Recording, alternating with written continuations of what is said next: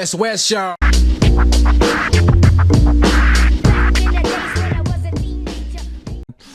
Well, brother, man, welcome back to West Auckland, mate. Thank you. It's awesome. Honestly, it's awesome to be back. I love being back. Been here back for a few days now. And, thank you for coming on the podcast straight away, because you only been here in the country 2 days and back into work. And got here in the weekend and just back into it. Yeah. The man. So, last time you were here, we talked about a lot of things, a lot of topics, but man, the one that interested me the most was your trip to the States. You're going over as a scholar, and you were going to go to UMass, University of Massachusetts. The location of that, is that where all the other universities are, like Harvard and? Yeah, so it's really So the University of Massachusetts, there's 3 different campuses, and I went to the one firstly in Boston. Now, Boston is where Harvard is. It's where MIT is. It's over 30 universities in the area. So I decided to go to the only public university where the real locals of Boston, attend this university, and then once they finish, they give back to the community, because I'm into that. If you look at the other universities, MIT, Harvard, international, they come in and then they go back out.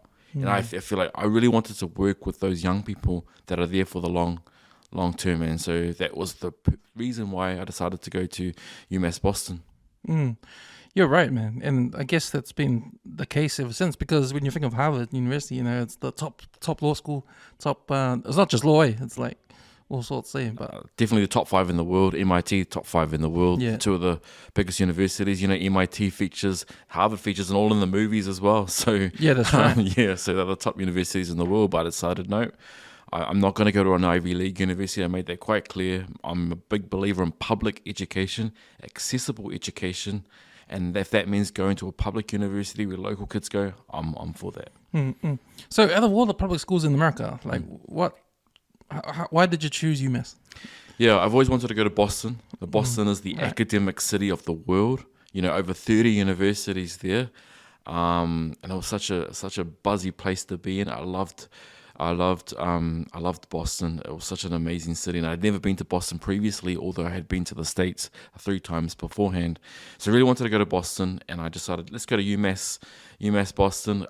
It's beautiful because it overlooks the harbour as well, probably the only university that actually overlooks the harbour, while the other universities are so, well in the city.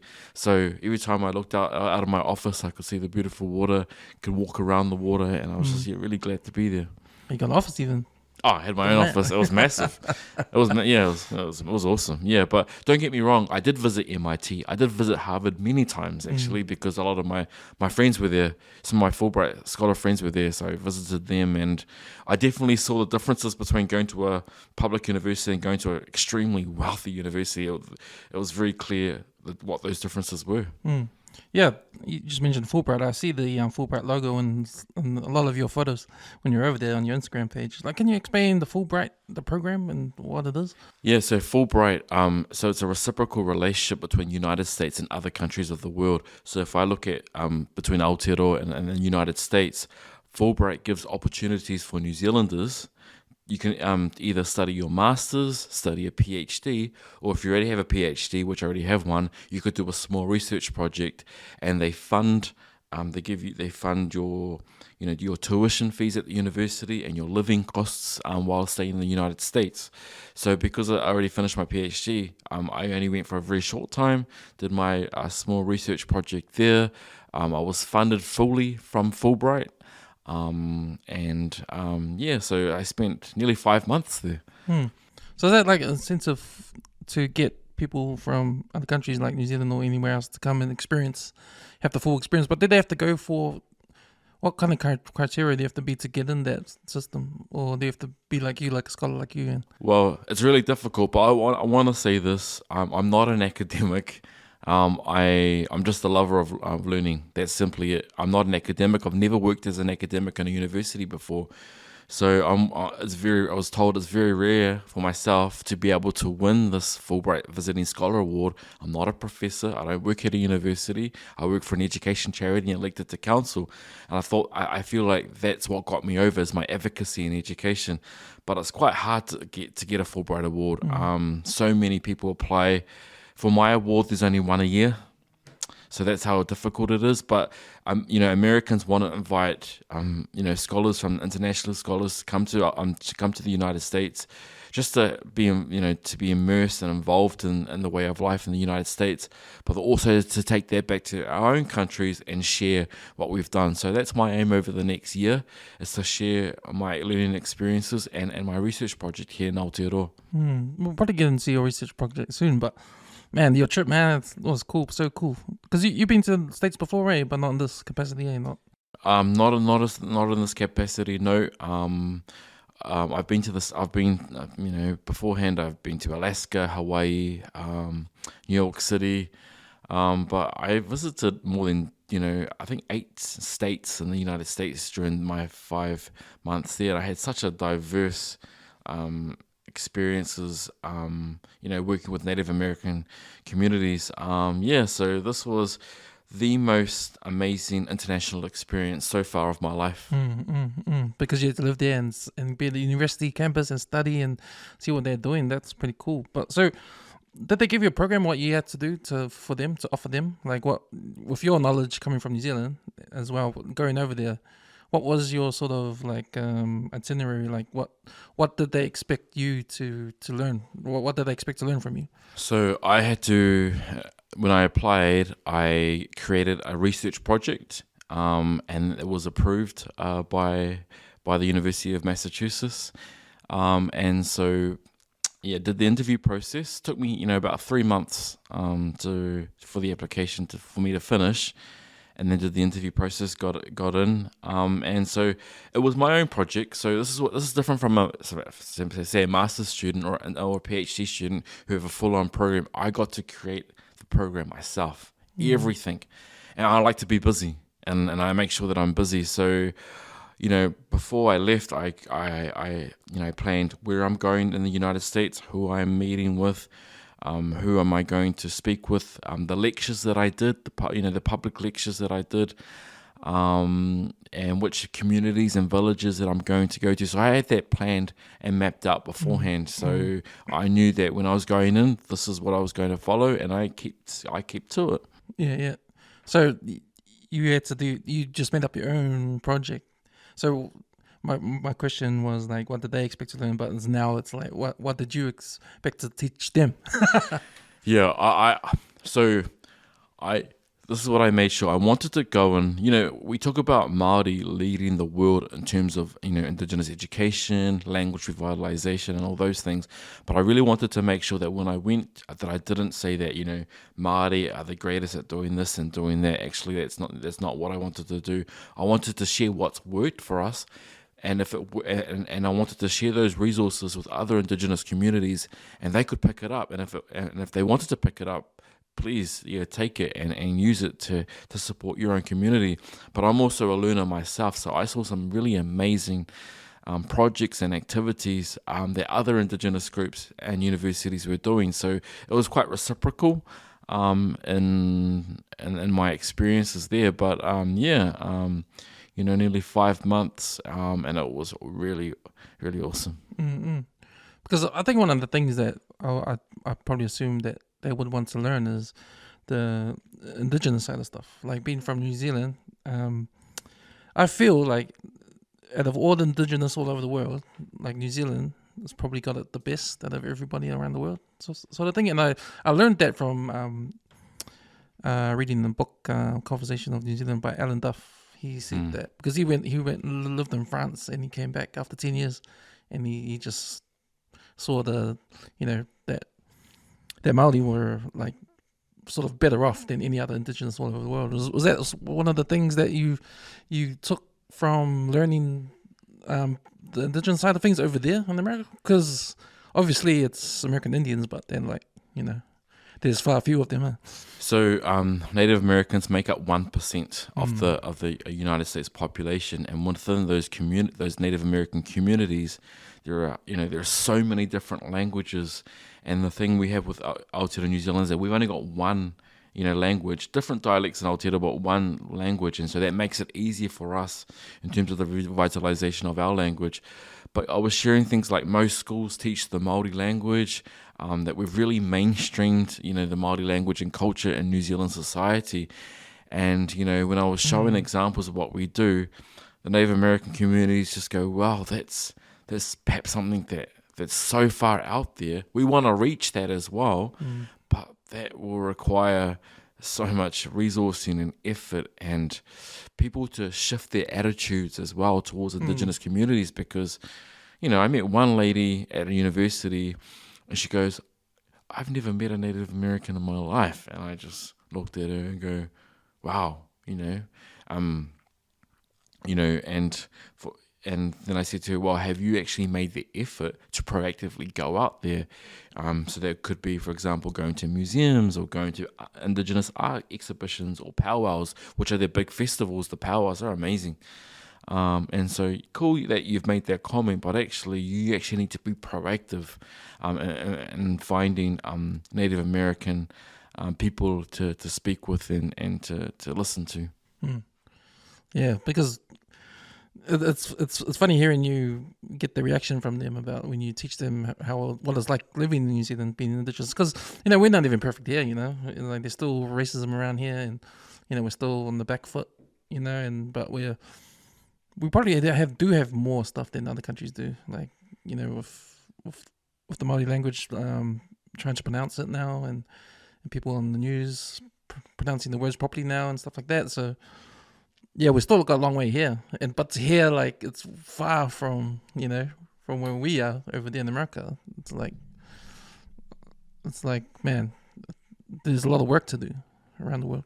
Well, our Maori culture and our Maori language is what makes Aotearoa very unique and special, and so in other nations and communities across the world, they see that. It's great that we've made so much progress with our language and culture. We've still got a lot to do. There's still a tiny minority in this country that are still consistently showing racist attitudes, and we see it across social media, etc. But I think that will hopefully die down, and that actually our younger generation is showing us what it means to be proud that we can be, that we can be proud of our Indigenous culture and language and people here. Because you're right, the language is a big deal over here, and a big deal for trying to move forward with Indigenous cultures around the world. When they heard you say that, or when they see it, and do they think like, oh, okay, we should start from there? This is where we should start with the language first. Well, similar stories that you had people coming into the Indigenous world. Taking land, taking their land, taking their resources, the Native Americans, and pushing them to the side, and with that they lost their language, they lost their identity and culture, and that's quite normal across the United States. And so there's one community that I've met that hasn't had a fluent speaker of their Indigenous language for 150 years. So they're starting from scratch. There are a lot of communities that are starting from scratch. They've created schools where they want to see their language live again. And it's really cool because one of the schools said that they use Maori language as an inspiration to them, like following the same model of teaching. I thought that was really beautiful. And I definitely pay tribute to some of our elders that have, don't forget that Maori had to protest, they had to march, and had to fight for their existence and their language. And so it just didn't come, easily, that we actually had to struggle with that. So what do you think the answer is then for the American natives to push their agenda, or try to, get more awareness of their culture around, to be similar to New Zealand? I know New Zealand's still got a long way to go still, but to catch up, I guess. Yeah, I went to a couple of schools, and what was very obvious is resourcing. They need to be able to resource and support schools. So there was one school that wanted to rebuild their buildings, their school buildings, because the waiting lists are quite large for the school in terms of more young people coming through. So they're fundraising, things like that. So if we resource our buildings, resource our teachers, so they can really support the kids in the community. That's one thing. Another thing is attitudes as well. The attitudes that Indigenous people exist, they absolutely do exist in the United States. Although they only make up 1% of the population, they're still a really integral part of the American community. So I think those stories need to be shared as well, about their existence, about their history as well. Because another thing is politics too, eh? Like how the culture get integrated into politics, it's just like New Zealand. Like we've got certain things in place in our system that caters for Indigenous. But if you look at America, I know you're a fan of American politics and how it works and all that kind of stuff over there. I'm going to talk to you about that soon. But there's nothing in it for it, eh? Well, there are some tribes that are doing well. The Navajo Nation. The Navajo Nation, they've got their own tribe, their political tribal systems as well, which are quite sophisticated and interesting. And I really wanted to learn more of that. And so the Navajo language is quite strong. They've got books. I purchased a couple of books, children's books in the Navajo language, which I think is beautiful. And one thing that I was sharing with them is actually how, music here in Aotearoa, New Zealand, we've got so much more music coming through in the Maori language, and it's actually becoming more in the mainstream as well.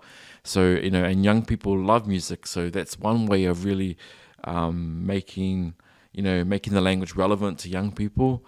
And so, so that's just a couple of things. So you're there. Yeah, let's talk about politics now. You were there during the time when stuff was going on with, I think it was Trump getting arrested and stuff like that. And then you had, I don't know how you feel about Joe Biden, but I don't know. It's kind of weird. It's it's probably not the person they wanted in the end, I think. Well, I think with that particular role, being president, you need to be someone who seems to be stable, and I think that Joe Biden brings that stability. Yeah. And he's doing a real good job in that sense as well. But his execution seems a bit off, like being seen now as that weird scene I was getting thrown about. And then you see the little video snippets and that. Yeah, he's also very experienced. He's been in politics, 50 years or something like that, and he, as the former vice president as well, endorsed by the legend Obama. Yeah. But the Trump thing, that was very interesting. We were watching that carefully when around the New York when he was expected to be in New York. And we had a lot of Republicans, the Making America Great Republicans like Marjorie Green Taylor and all of them were there. Trying to support. He's divided the Republicans as well, eh? Yes. Like there's half of them don't like him. Yep. The party seems to be a little off. It's important that there are two political parties that are healthy. You need a healthy opposition always. But they seem totally just out of it at the moment. Yeah. So man, it's funny because when I spent time overseas, like you get engrossed in all their stuff when you're there, and New Zealand's the phone call away, so you don't really know what's going on. You just hear stuff, but you're always engrossed in what's happening in America. Or when you were there, like how was that connection for you with New Zealand, and then where you're staying? Well, let me tell you, with New Zealand politics, the most biggest issue that Americans would talk to me about was Prime Minister Jacinda Ardern. They absolutely loved her. In Boston, they loved her. My Uber drivers, they loved her. They loved the New Zealand response to COVID as well, because how we kept the death rate so very extremely low. So they loved that approach. And so every time She was the most mentioned New Zealander every time anybody wanted to have a conversation with me, and I think that's something that we can be proud of. So when she stepped down, that was quite a You were over there when she stepped down. I was over there. Yeah. I wanted to say it was a shock, but part of me thinking it wasn't a shock. And to lead a campaign, so obviously we have an election campaign this year. You need to be in it 100%, actually more than 100%, and the energy needs to be there. But when you think about the last 5 years, she's been in charge of a COVID response. If we didn't have COVID, I think she'd be running again. But that would have taken a toll on her. And I just think she became Prime Minister at 37. She had a child while in office, and I think that's to be commended. Oh, man. And I'm really, I'm so proud that, I'm a big fan of women in leadership too. And I was really, really happy. So I don't know Prime Minister Chris Hipkins well. I know him as the former Minister of Education. Did some pretty good work there. So, I look forward to seeing what he can bring to the table. Yeah, because when you think of it, you just did a rundown on her being Prime Minister, and to me it's like three strikes you're out. She had the mosque shootings, which was bad. She had a child, which was another thing she had to do, and then the COVID probably tipped it over. But then it was the second year COVID of the lockdowns when the country started to get divided with all the mandate stuff. So that was another thing for her to handle. And if you think about it, yeah, you're right. It's like, man, she did good, like taking care of up until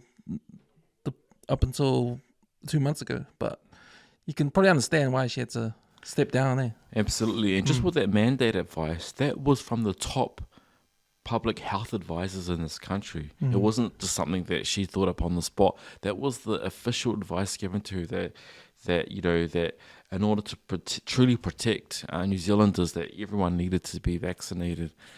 And so we have to remember that advice came from public health officials. I think that the first lockdown, I think we all accepted that as being very important. We didn't know what this was. We saw thousands dying in Europe, in the States as well. And so I thought that was the right decision. I think New Zealanders tend to be a little bit hoha on being told what to do. So when it was that second big lockdown, particularly in Kaihautu, Auckland, which I think was over 100 days, I think we were sort of over it then. And I think that, New Zealanders don't like to be told necessarily what to do. But again, if you look at what happened in the States, for example, I'm very proud of our response, and a lot of the people shared with me how really important her leadership was when it came to Prime Minister Jacinda. She was very popular over there, and I remember a few interviews she had over there. They were like saying, "Oh, can we have you as our president?" That sort of thing. Yeah, she did the Harvard commencement speech. I think that was last year. So that's a really important speech that one international leader in the world, and she was selected for that, and she did an amazing job. And she's going to Harvard very soon. Was she? Yeah, oh, so okay. she's got a position at Harvard. Yeah. In this Kennedy School, which is a really big deal. And so, man, they're going to be really lucky to have her and the knowledge that she has. Yeah. So, did anyone comment about your accent? Your New Zealand accent? Gosh. Everyone there? To the point that I got conscious of speaking. So every time I got to the till in the shop, I thought, oh, okay, get ready. And then I go and I speak, and they just look at me, and I go, I know.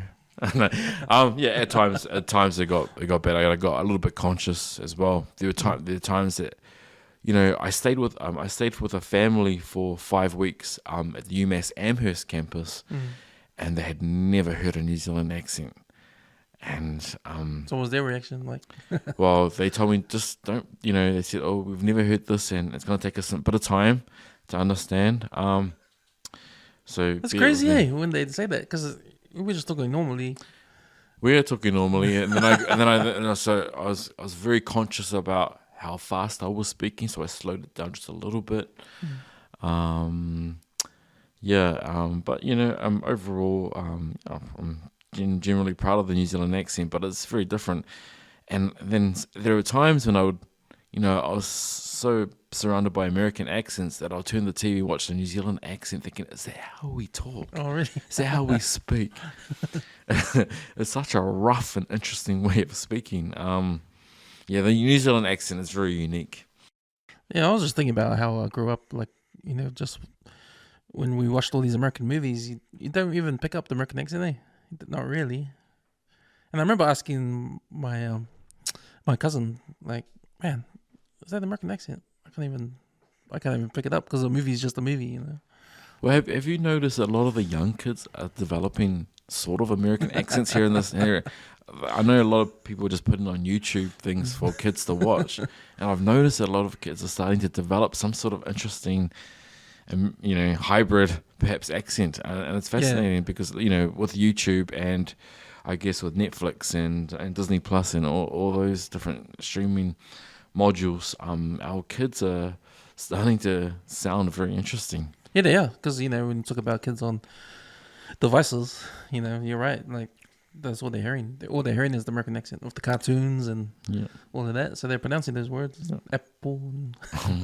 I'm a big fan of New Zealand made content, TV content, and I wish our kids, and I wish we could see more New Zealand made children's content as well, because I grew up on it. I grew up on What Now.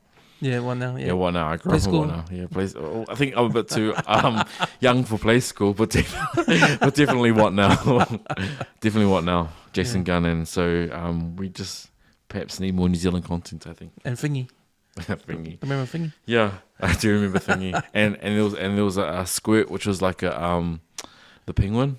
And I don't know if maybe you're a little bit old for that, but an animated penguin. I remember. Good squirt. Yeah. So that's what I grew up on. So when you landed there, it was winter. Eh? Yeah, it was winter. It was freezing. Was January? December. December. December. Oh, yeah. Early December. White Christmas. How about minus 22 degrees? Shucks. How about minus? That's the coldest it got. Yeah. And so the university's closed. The school's closed. That's because obviously minus 22. That's dangerous. That's extremely dangerous weather. And I made sure that I went shopping to buy winter clothes as well. Right. But it was snowy. It was cold. But I was there for the experience. So. Yeah, because when they hooked you up with a family to stay with. Oh yeah. So that was at UMass Amherst for a month, but for about 3.5 months, I stayed in my own apartment in the city, in the Boston city. Right. And was that far from the university? No, it was a train ride. So the trains are everywhere in Boston. So I literally walked 20 seconds, got on we call it the red line. Boston's got it the red line. Got on the red line, took me to JFK station, UMass station, and then the university provides free shuttle services from the train station to the university campus. So they're like every 5 minutes. So they're quite constant. They go up to like 3 a.m. in the morning. So yeah, we just public transport. I didn't drive. I decided not to drive in the States, only because obviously, they drive on the other side of the road. The driver's seat is on the left-hand side, which would scare me, which would confuse me, and I know I would have an accident. So I decided not to drive and use public transport or Uber or Lyft. Because the public transport, was way better than here. In Boston, yes, but not in the country. Right. Town. So when I went to UMass Amherst, which is in the middle of nowhere, can I add, Amherst was it's a beautiful campus. It was massive. The problem with UMass Amherst is that you'd have to walk just over 1.5 kilometers from one end of the campus to the other. Oh yeah, that's how massive that's how insanely massive it was. They do have like a bus. Yeah. The students drive the buses. Oh. So the students are the bus drivers of the town buses. So when they don't have classes, they look like 20, 21. I'd never seen such a young, and so they have their like university bags. Done. Their shift is done. So they swap with another driver. Typically here in Aotearoa, the drivers are usually a little bit older. They looked like they were 19, 20. They were bus drivers. They did a pretty good job. And they were free buses as well. But Yeah, but if you lived further out in the countryside, man, the public transport wasn't great. So that university, that's part of UMass, eh? Yeah, Is so it? UMass has, I think, 3 major campuses. Right. The UMass Amherst is the big flagship one. It's the massive, the big. It's one of the top public universities. Is that out in the country? Yes, that's 2 hours away from Boston. So Right. I spent the first 3 months in Boston. Then I wanted another experience. I went to the UMass Amherst one, which is a 2-hour bus ride, which is in the countryside. So totally different experiences from the city to the countryside. So yeah. Wow. So what was the experience like in the countryside? Oh, it was. Well, concentration of the work, It was. reading the books. It was like, in Boston, there's so much to do and see. Yeah. You could just fill your days up with so many amazing things to do. Because you find when you're in the city, there's not enough time in the day to see everything. Oh, right? that's right. And Yeah. Boston's full of awesome things. I remember I lived across the road from the Boston Central Park, which is the most oldest public park in the States. It was built in the 1600s, and they just had the Martin Luther King Memorial statue. It was this big, massive statue. So they built that. Then I went to the opening of that, the unveiling of that. That was cool. So there were heaps to do in Boston. I can't say that about Amherst. Honestly, it was in the countryside. It was in the middle of nowhere. It was a student town, essentially. That's it. Yeah. So I saw your photo when you went to the Boston Celtics game. Who did they play? The Golden State Warriors. Oh, all right. It was amazing. Okay. I gotta say, I'm not a massive NBA basketball fan, but I went for the atmosphere. Yeah. The atmosphere was electric. It was amazing. So the stadium is like, so you hop on a train, you get off the train, you go up to the stairs, up from the train station, the stadium's there. So it was accessible. It was amazing. I loved it so much. I didn't realize how passionate NBA fans, they were booing. I'm like, it's just a game, like swearing. I'm like, bruh. I saw 8-year-olds following their father. I saw this 8-year-old, young kid. He was like, boo, boo, you're, swearing. Because he was following what the father was doing. Yeah. The father was swearing. And I keep looking at them and thinking, holy heck. It's just a game. But nope, not to these guys. This is a religion. I loved it. It was cool. I think the Celtics just won. Yeah. Golden State Warriors, it was, they were pretty good. Yeah. Yeah. They just beat Sacramento this morning actually for the first round of the playoffs. So Right. they're in the semi-final with LA Lakers. Yeah. Yeah. That was my first NBA game. That I thought I was going to go to a Washington Wizards game, Right. but then I had a lot of my friends like, why are you going to the Washington Wizards? They're hopeless. Well, I said, because I'm going to Washington, D.C., and I didn't get to go to that game. But I was so glad I went to the Boston. Yeah, that would have been. Yeah. That's one of my things to do. My bucket list to watch the NBA game. Yeah. But you watch it on the East Coast. That's it's probably even more rare because if anyone Kiwis go to America, it's always LA. I mean, yeah. West, and they'll go Yeah. to LA Laker game. Yeah. It's probably the common one to go to. But you go out west. Out east. Yeah. To those games, man. Yeah. Well, for the Washington Wizards, I was trying to read up on as much about the history and stuff. I thought, okay, they're probably low, in terms of the standings and table, they're a bit down. But I thought, I always support underdogs. I'm a big underdog supporter in all sports. Yeah. But hopefully when I go back, I'll go watch some more games. So, what did you think of the Boston accent? 'Cause they got the distinctive one, Distinctive accent.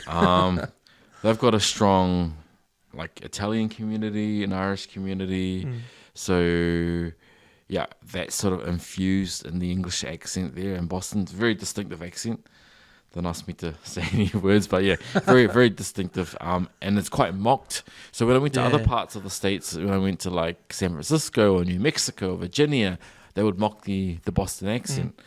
So, okay, cool. Yeah. I mean, there's films of it strong, the films that are based there. In Boston, and there are some stars that come from there too that talk about they used to have the Boston accent because they grew up there, like Ben Affleck and Matt Damon. Right. Adam Sandler, Right. all those guys. You know. Wow, they're from Boston? Yeah. Oh, cool. Well, from the area anyway. Yeah. Yeah, from the state. So Nice. yeah, man. Wow, that's awesome. We went to a game. Did you guys see any other games or just basketball? That was it, just basketball. I'm just trying to think. Oh, I missed out on the Red Sox. I did go to... So college sports is quite big in the States. Yeah. And Did you go to any college games at UMass? I only went to softball. All right. Yeah, I went to UMass, watched some of the UMass play softball. Mm. I love watching softball. But the facilities they got, like, that's unbelievable. It was like bloody more than what the Auckland Blues have. Well, yeah, you're right. And it depends on the university. I got to tell the University of Virginia. Yeah. So I went to that. The stadiums, they're like flash. Wow. These college universities have the most flashiest facilities I've ever seen. So you drive in Charlottesville, which is the University of Virginia, who are quite big, high up there in the sporting college world, and it's mad. It's like wow, all this money and all resources into sports. So yeah, college sports is massive in the States.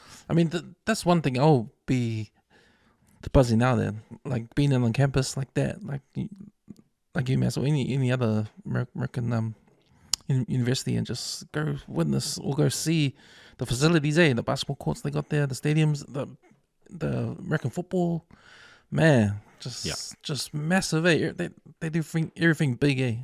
They do if you've got the money. So UMass Boston didn't quite have the money, so it doesn't have as flash facilities as other universities, but definitely University of Virginia was probably the flashiest one I've been to.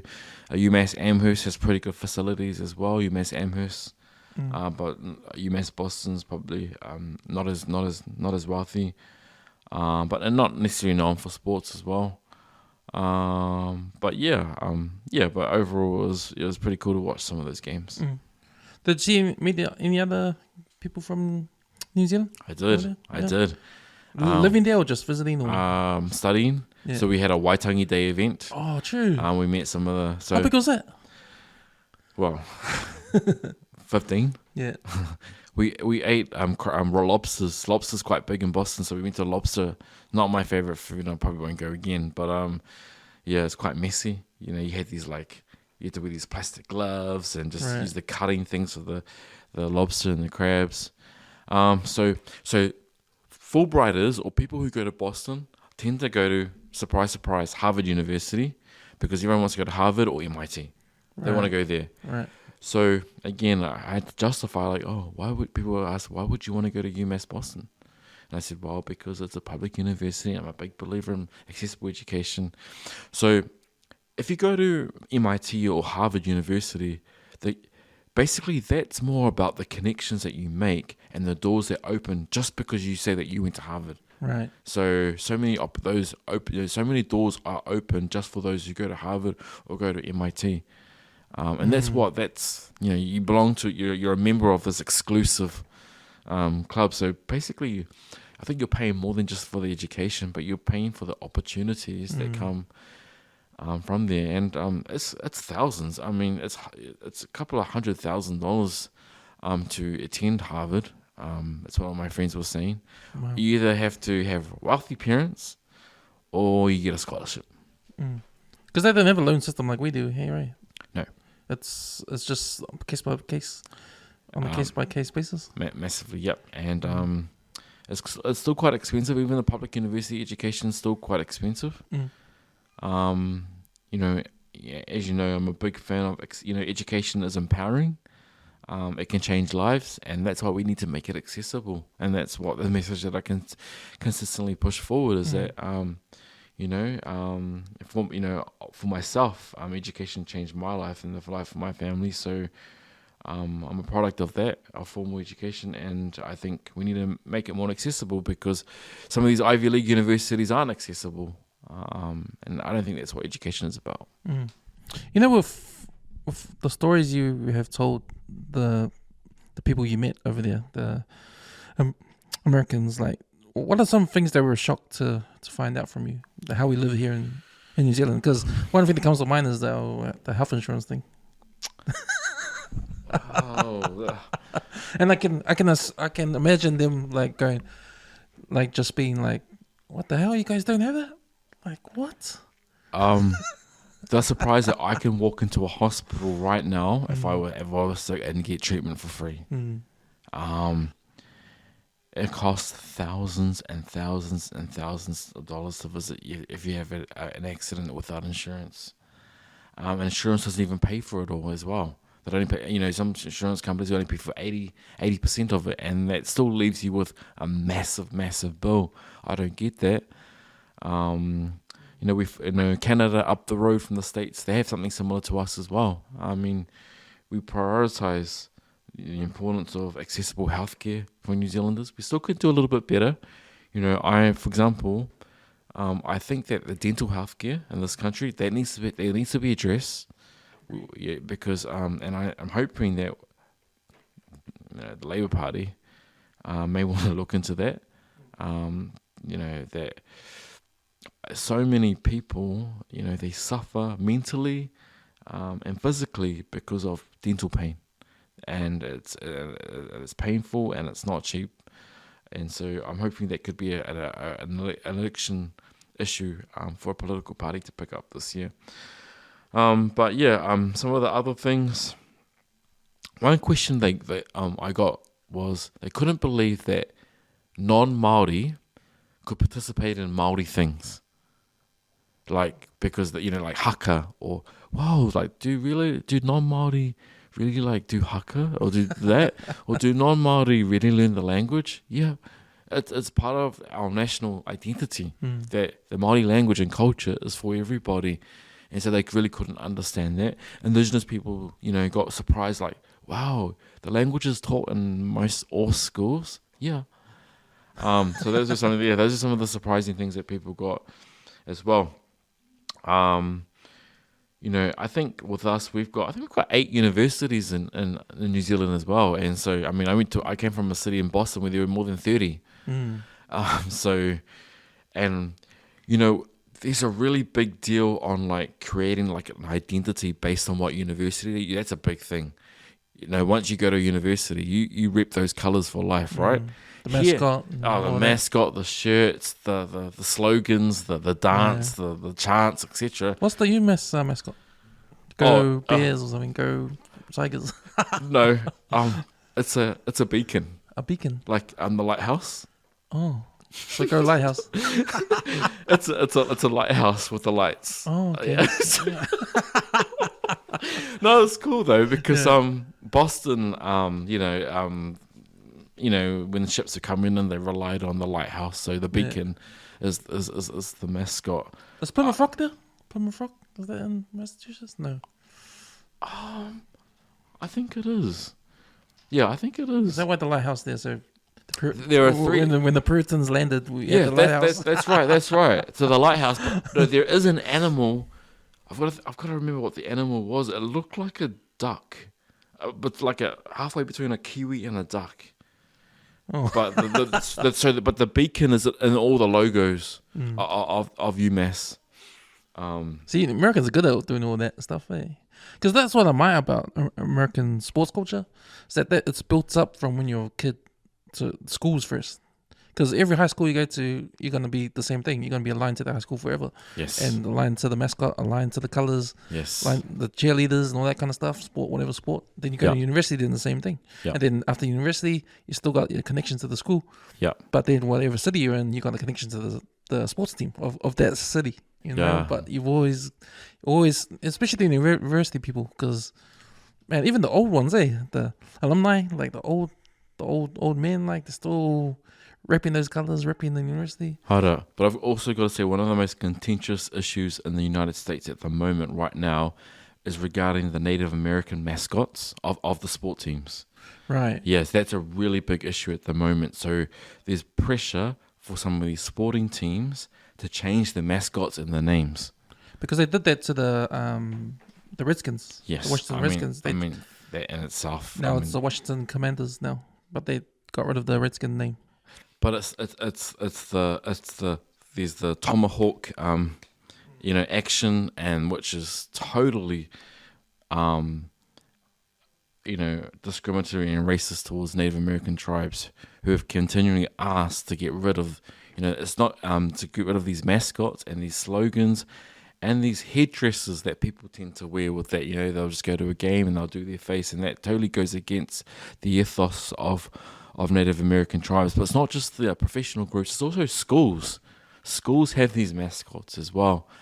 So that's currently a really big issue, and I've spoken to a lot of people on these panels and these groups that are working with the schools to change these mascots, which is hard because, when something's been institutionalized for decades, it's hard to make change.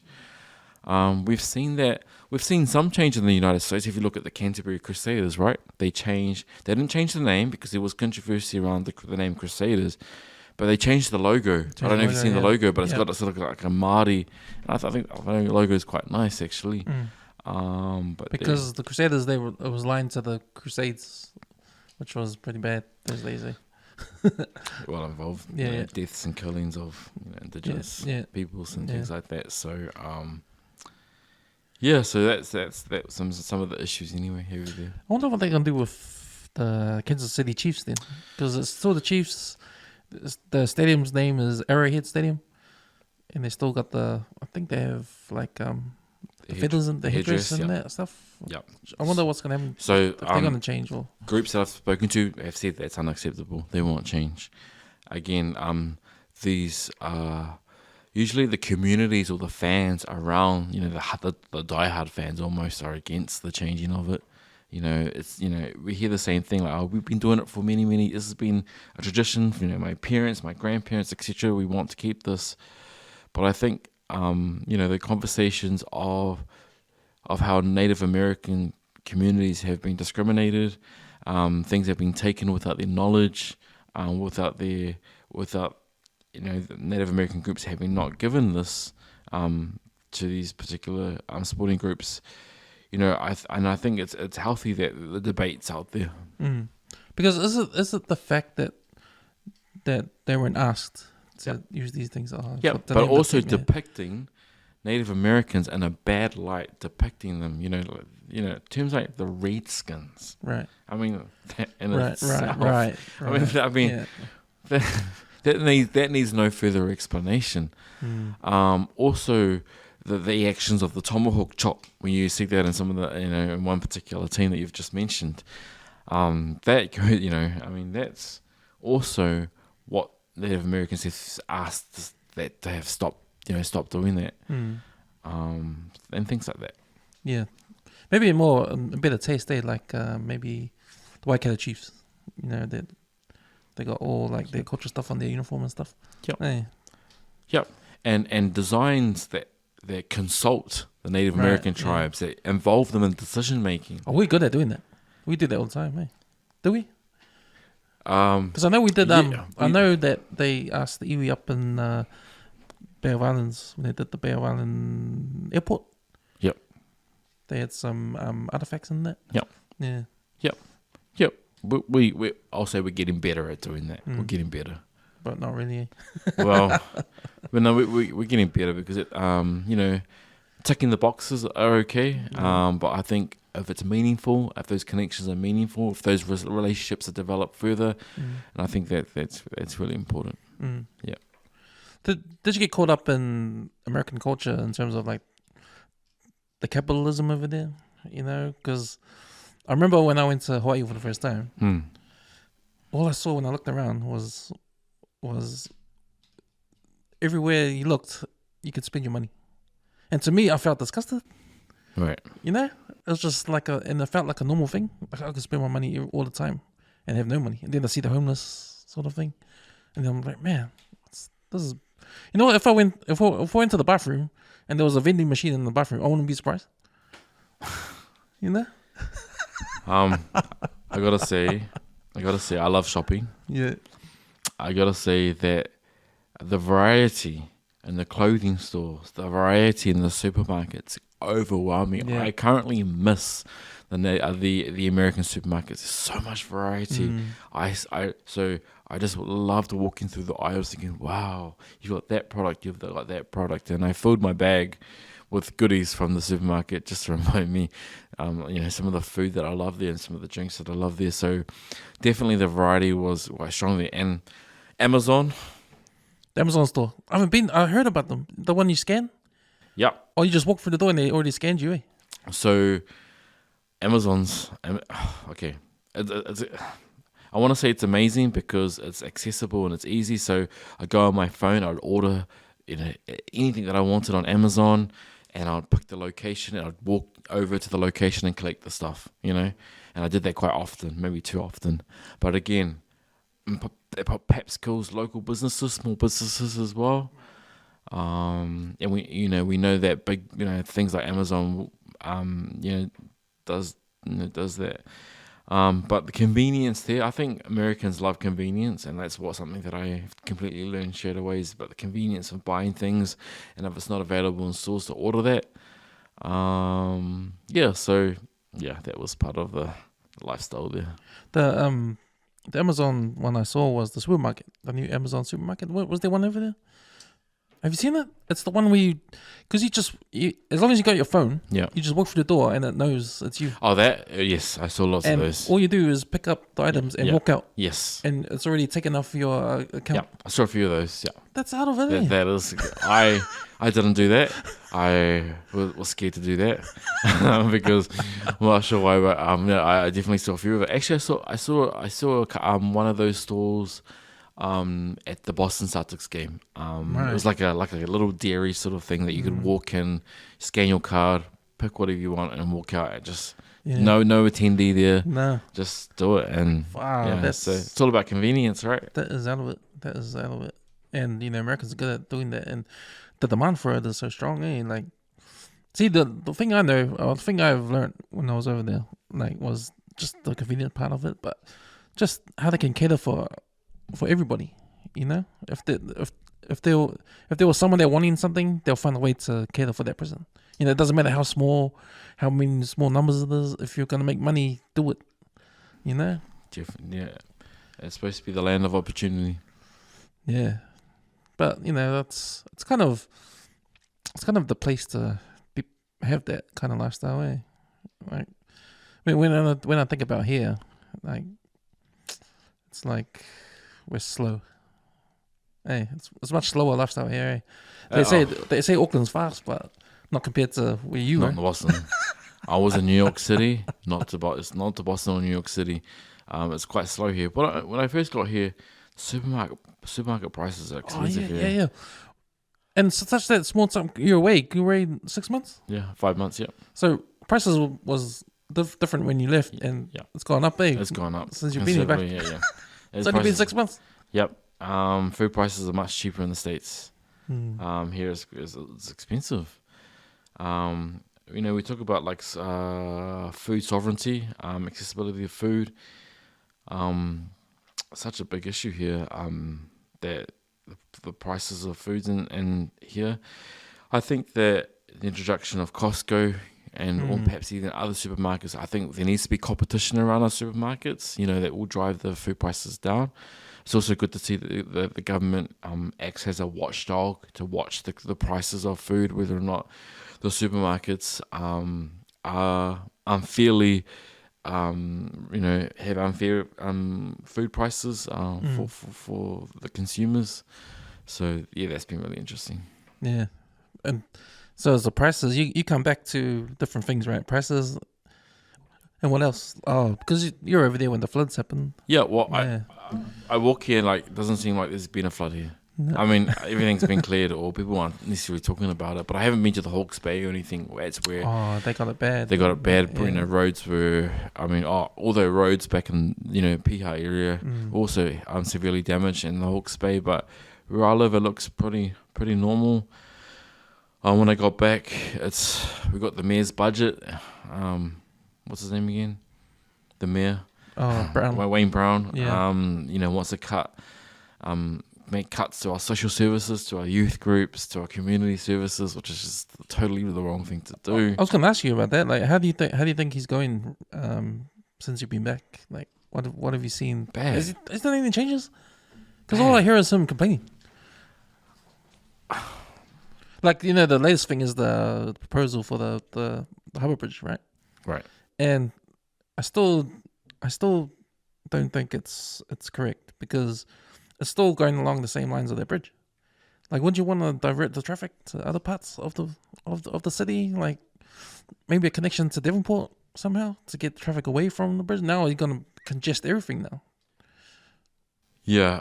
I mean, I get it. More cars, so you need bigger bridge. But now they got the tunnel, cool. Yep. Got more lanes on the bridge, cool. Whatever. Yep. Train over there is good, big help. A bicycle lane, big help too. But still, you're going to congest everything in that small space. Mm-hmm. Well, everything that I read about the mayor while I was overseas was controversial. Particularly around the late response to the floods. He didn't. He has the power to call. An emergency. It's his responsibility to do so. He did that quite late. And he did that. A few hours after people were running out of their homes with their kids, with their flooded homes. He waited way too long, and it was hopeless. It was just hopeless. Yeah. And also it's the mayor's responsibility to bring. So he's got 20 councillors around him at the table, the governing body table, and he has a really big role to awhi, to support them and to bring them together. And I feel that's quite lacking as well. That he hasn't. It's just he makes the most horrible off the cuff comments about particular councillors. And I think that's just really bad taste, and I don't think he will last. This will be his first and only term as the mayor. I think because there was such a low turnout in voting, the reason why he won, and especially the whole flooding debacle. Like, he was slow, and he had bad press in the beginning. Like, he's saying he wanted to play. Oh, I gotta go talk to the media. I gotta attend this game.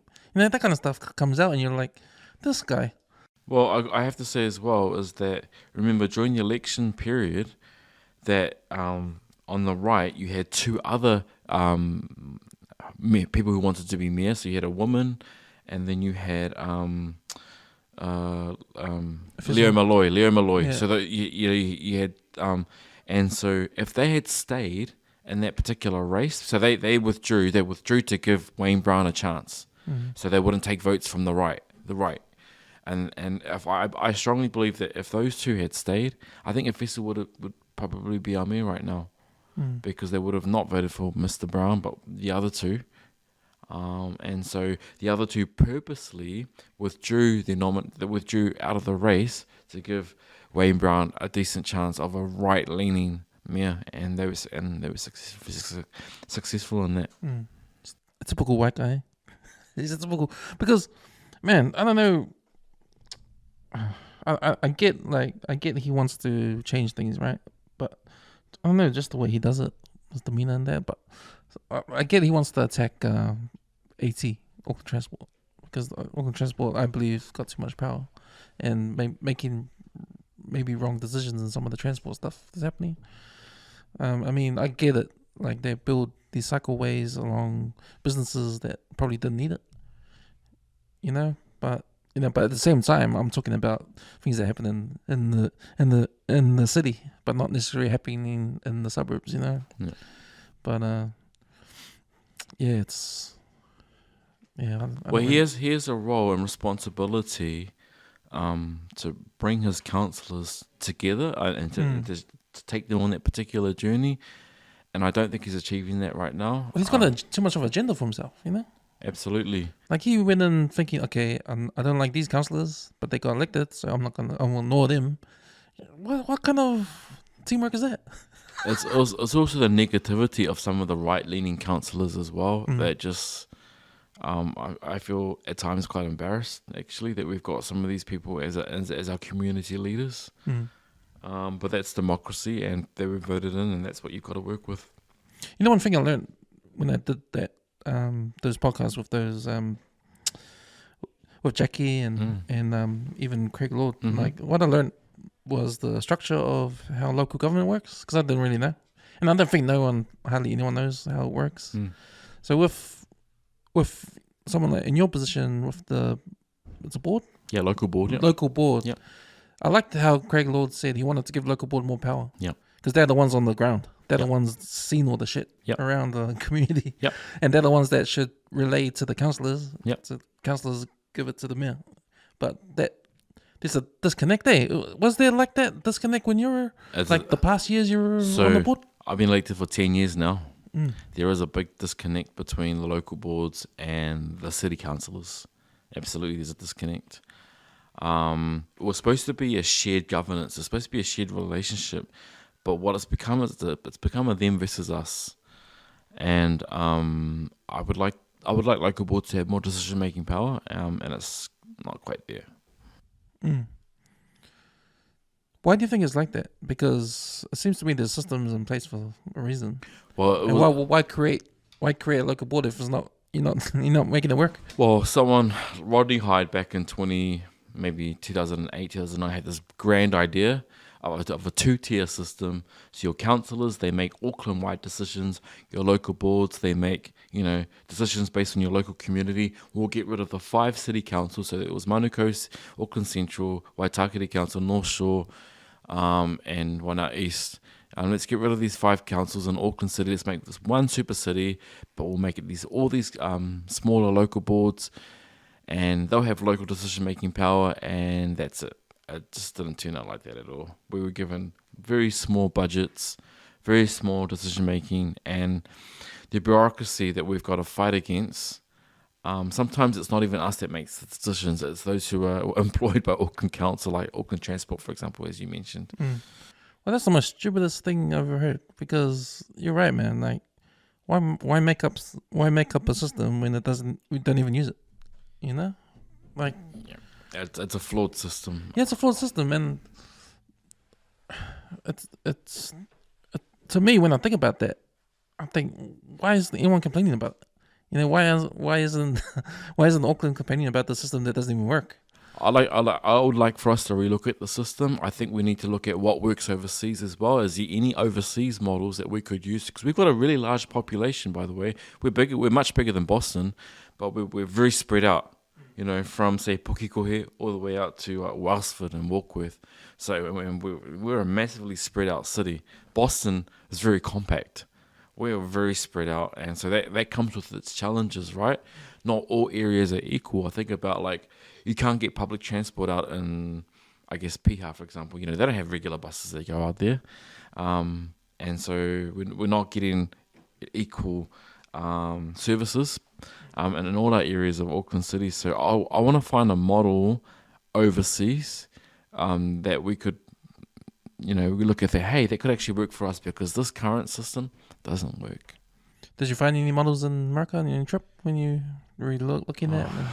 Well, I want to say I got to meet one of my idols, who's the mayor of Boston. Oh, yeah. Her name is Michelle Wu. She's the first person I want to say of color because she's I think she's Chinese American or Asian American anyway. First woman of color elected. She was first elected as the mayor of Boston. So previously they've been all former male and white. So yeah, it was exciting. And she reminded me of. I said to her, "Man, you remind me of Jacinda. You're progressive. You're for the people." And I think it's a beautiful thing. You're inclusive. You bring people together.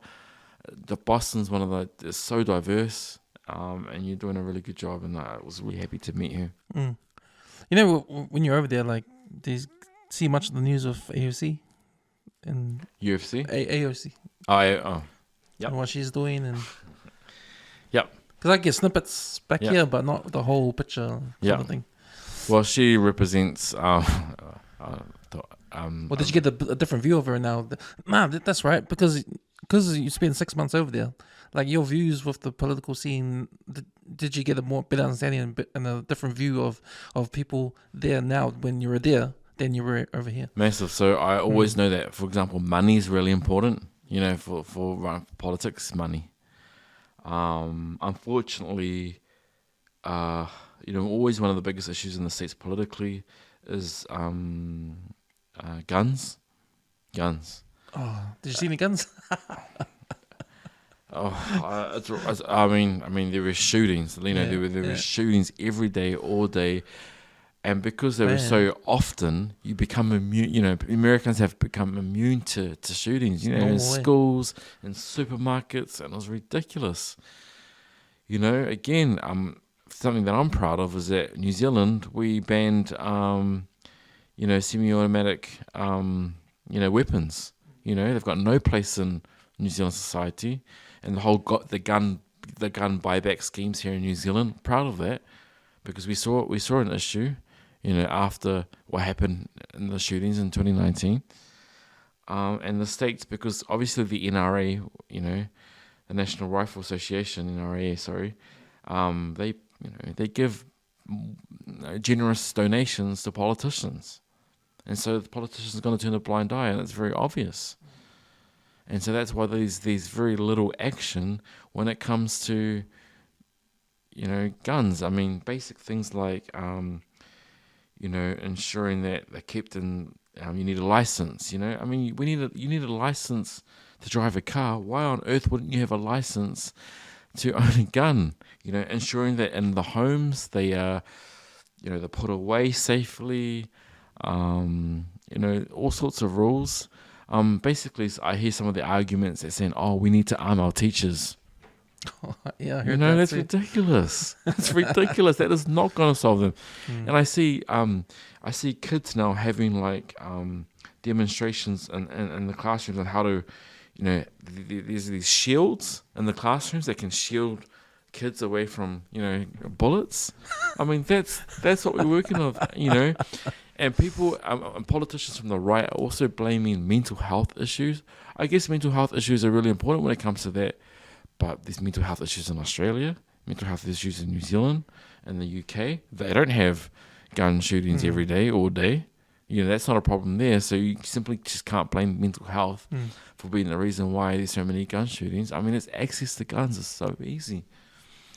My take on the whole American gun thing is because it makes money for whoever's making the guns. It's $1 billion industry over there, you know. And to ban guns is you're taking away those $1 billion of the NRA or whatever they're, Right. or whoever the manufacturers or the contracts, you know. And because America's a big, you know, they've got a big military over there. It's all the taxes are more focused on there. They just what do they call it, the military complexes. What's it called? It's massive what they put in, because I asked, people would look at me silly when I asked questions like, oh, what if Americans put the same amount of money into the defense, into education, and they don't be silly, well, I was like, don't be silly. So when I was over there, it was like the banning books in Florida. Banning books. You know, banning books for kids. Why? Because it might upset them. So books around slavery, you know, slavery issues, civil rights, banning those sorts of books. Banning any books with reference to transgender. You know, they want to, you know, there are issues about banning, you know, drag queens reading books in the libraries to kids. You know, they want to ban that, but they don't want to ban guns that shoot and kill young people, but they want to ban books. And I don't think it's the transgender people that are the problem or the issue. There are more prominent issues than books, and that's the prioritizing of these issues there. Yeah. So those are some of the political issues in the States. It was interesting. What about the political correctness over there? Was it strong, like they say it is? Because, you know, I see it on social media, and I've read a bit about it. Like in Canada, it's big. In America, in the universities, it's big. But for you living over there, how did you feel the society was in terms of society, political correctness, PC culture, and all that kind of stuff? Well, like the hurting your feelings thing must be big. Eh? Like, you know, when they say they're gonna ban these books because of slavery, because they want to hurt the feelings of the kids because they're. Yeah. But you're just erasing history. Well, that's the right-leaning politicians that want to do that. So they want to do that. So, to erase the history. Well, not have young people confronted by history because it might hurt them. So that's the right saying that. So the left are saying no, we should not be banning these books. You know, okay. So what I've seen, I've been in the States. They had Black History Month, they had Women's month, etc. And I think that was beautiful. I think it was beautiful to see going into bookstores and seeing, the stands dedicated to African American authors and books around there. I think it was beautiful and acknowledging the women of the past. I don't necessarily think that's PC, but I rather think that's something we need to reflect on injustices and past injustices of what African Americans and what women have experienced in the States. And I think it was a beautiful thing to see as well, to show that the beauty of diversity. I think that's important. That's not necessarily PC, but I think that's really important to really highlight and showcase. If it's executed the right way. Yeah. Sometimes it's not, and you can feel the ticking boxes when it comes to diversity sometimes. It's funny because you mentioned Black History Month, and I remember a lot of African American comedians joke about, why did they give us February? It's like 28 days, 29 days, leap year. It's not even a full 31 days. 30 days. That's racist.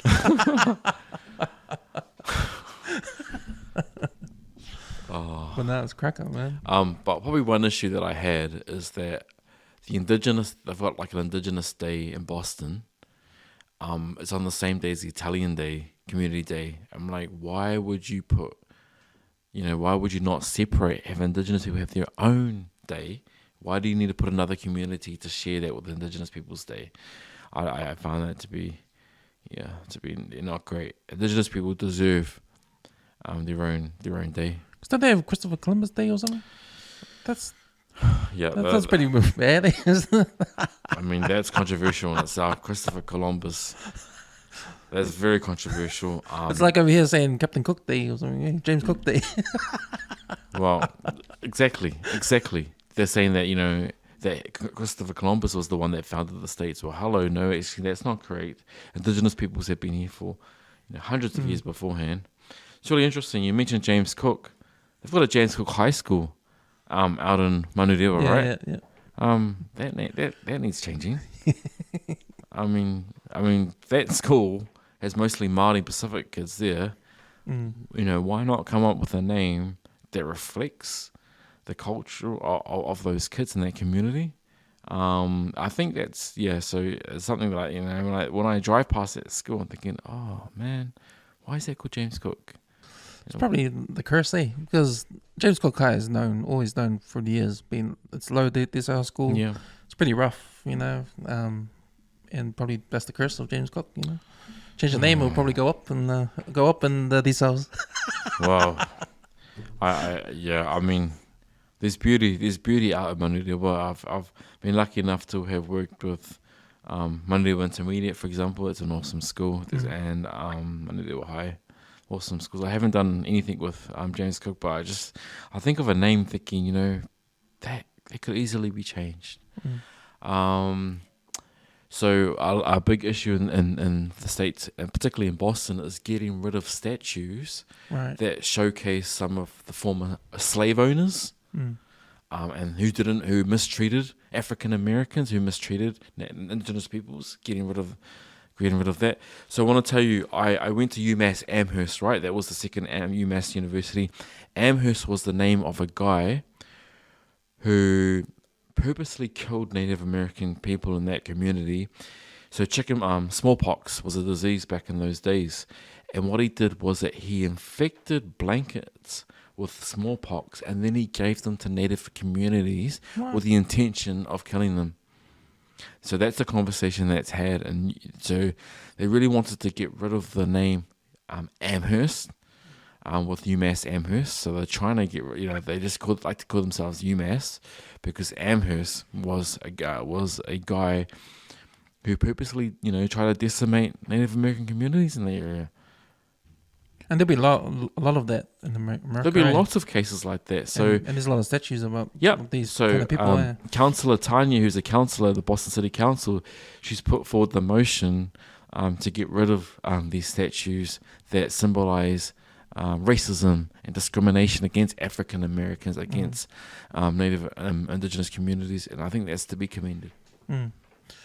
We talked about prioritize before, and See, that's one thing that I feel should be in front of the list when it comes to discrimination and how to overcome that in America. You know, because 400 years of slavery and then to end slavery compared to when it started, it's more recent. You know, and I think that should be the priority to help out with that, because African Americans are still behind in the they're still trying to catch up, eh? It depends where you are. So the different parts of America, there's different stories. So Boston is what you call generally progressive.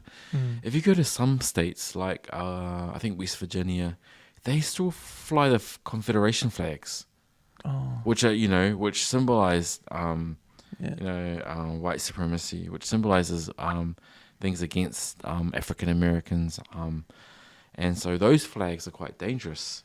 And I know that a lot of African Americans don't feel comfortable when they see those flags flying because it symbolizes, hatreds towards them historically as well. But some, they still find those flags in some of the southern states as well, which is quite problematic. Yeah, there's that. I like how the fact that they took back the N-word. White people can't say that word anymore. But they shouldn't. But African Americans have taken that word back, so they can only say it. Yeah. And that's interesting. Well, there's conversations about Pacifica people using that, right? I don't know if you've heard that. What's your thinking on that? Because are we being indigenous or Pacifica right. or Maori? Can we use that word? No, Maori definitely should not be using that. Pacifica should definitely not be using that because it's not our word, right? No, it's not our word. It's not our word, and so that word is for the African American community use, and it should be solely them to be used that word. It's been used as a slur for so long against them, and I don't think that Māori or Pacifica people should be using that word at all. Because we never had that same fight, eh? We never had the same struggle. And it's not our fight. We have a different fight. That's not our fight. And it's Yeah, because it's interesting because there are Pacific Islanders that say that word all the time, especially kids, eh? Well, even in music. Yeah, even in music. Yes. But when you were over there, were you careful with that word, or did you hear it? Or? No, I didn't hear that word at all. I mean, I was in Boston, so Boston is a highly educated city. They use fancy words, and so I'd never heard that word any time during my time there. When you talk to the mayor, Wong, was it? What's her name? Michelle Wu. Michelle Wu, sorry. Yeah.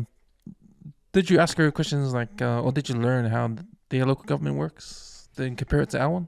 Yeah, what was really interesting was that, so with city council meetings, so she doesn't run the city council meetings. She's got her own agenda, and she does that. So the city council meetings that make some decisions, what happens is that, so you have your first council meeting and they choose who's going to be the president, e.g. who's going to lead the council meetings, and then they leave it up to them while Michelle Wu does her own thing. So I thought, wow, that's interesting, Michelle, because obviously the mayor and the mayors of New Zealand, they run the council meetings. She's not a part of the council meetings. So I found that really interesting. They've got interesting departments in council, like they've got like a language, like languages department, how you support languages in the city. And I was thinking, wow, that's fascinating, because I would instantly think that's like a Ministry of Education, or that's a government thing. That's not a city council issue, because we tend to think of city council issues like our roads and our parks, but it's so much more. Education is an important focus of city councils as well. So I just found, so what I noticed straight away is that our city councils, they look very, very different. So the money that funds school, or that funds our teachers, and differs from city to city in America, and it's usually your property tax that pays for teachers' salaries. Right. So our rates. Their rates pays for the local teachers' salaries. So that's why in New Zealand, teachers get paid the same wherever you live, because we've got a national system, right? Yeah. But it's different in the States, where it depends on the city that you live in, and the rates that you get from that particular city determines So every school could be paying, every city could be paying a different salary to teachers based on where you live. Right. So it's fascinating. So yeah, I could imagine, because we have local government funding, then we have the whole government. Yep. Where we get the money from. It's obviously education, medical. Yep. But the states is different because you have different states, different taxes, different laws. Yep. And you got the mayor and you got the local government that probably has to have their own funding to fund these departments, eh? Yes, that's right. And what comes from the government? Is it because the police force is part of the council, eh? So you're right. Again, there's not a national police force. The police force is a city police force. So you got the FBI as the national police force, I guess. FBI. Remember, there's a couple of tiers of there's the federal government. So there's a couple of different tiers of the national government as well. You've got the state government as well, and then you've got city council. So there's different levels and stages of council. So it can be quite confusing actually. Because then you got the congressman as well. Yeah. But each state has one congressman to represent? Is it one? I think it's one, yes. Yeah. And you got the Senate as well. So, I mean, I was in Boston. Who's in Boston? What's her name? Elizabeth Warren. I don't know if you Elizabeth Warren. So, she is interesting because she's a white American, although... So, there's a term in America. It's called pretendian. Pretendian. Those who pretend to be a Native American Indian. Oh, pretendian. Pretendian. Well, it's a term because people have been pretendians because you can access different resources if you can prove that you're Native American heritage, and so people were just people believe that Elizabeth Warren is not Indian, is not Native American Indian. So that's another thing as well. Oh, but she put her down. She's put down as she's put which people laugh at because she's white as, I guess. Yeah, and she just found out apparently that some lineage, and so unfortunately her nickname that she's been mocked by, particularly by Trump, is Pocahontas. She's been mocked. She's called Pocahontas, and that's disturbing in itself. But pretendian's a term that is being used quite often because you can access certain resources if you are able to prove your heritage. There was a term, so I never use the word American Indian or Indian, but that's a government term. So that's why people call themselves Indians, because that's what the government, that's the term that they use. I've always used Native American. I'm going to continue to use Native American because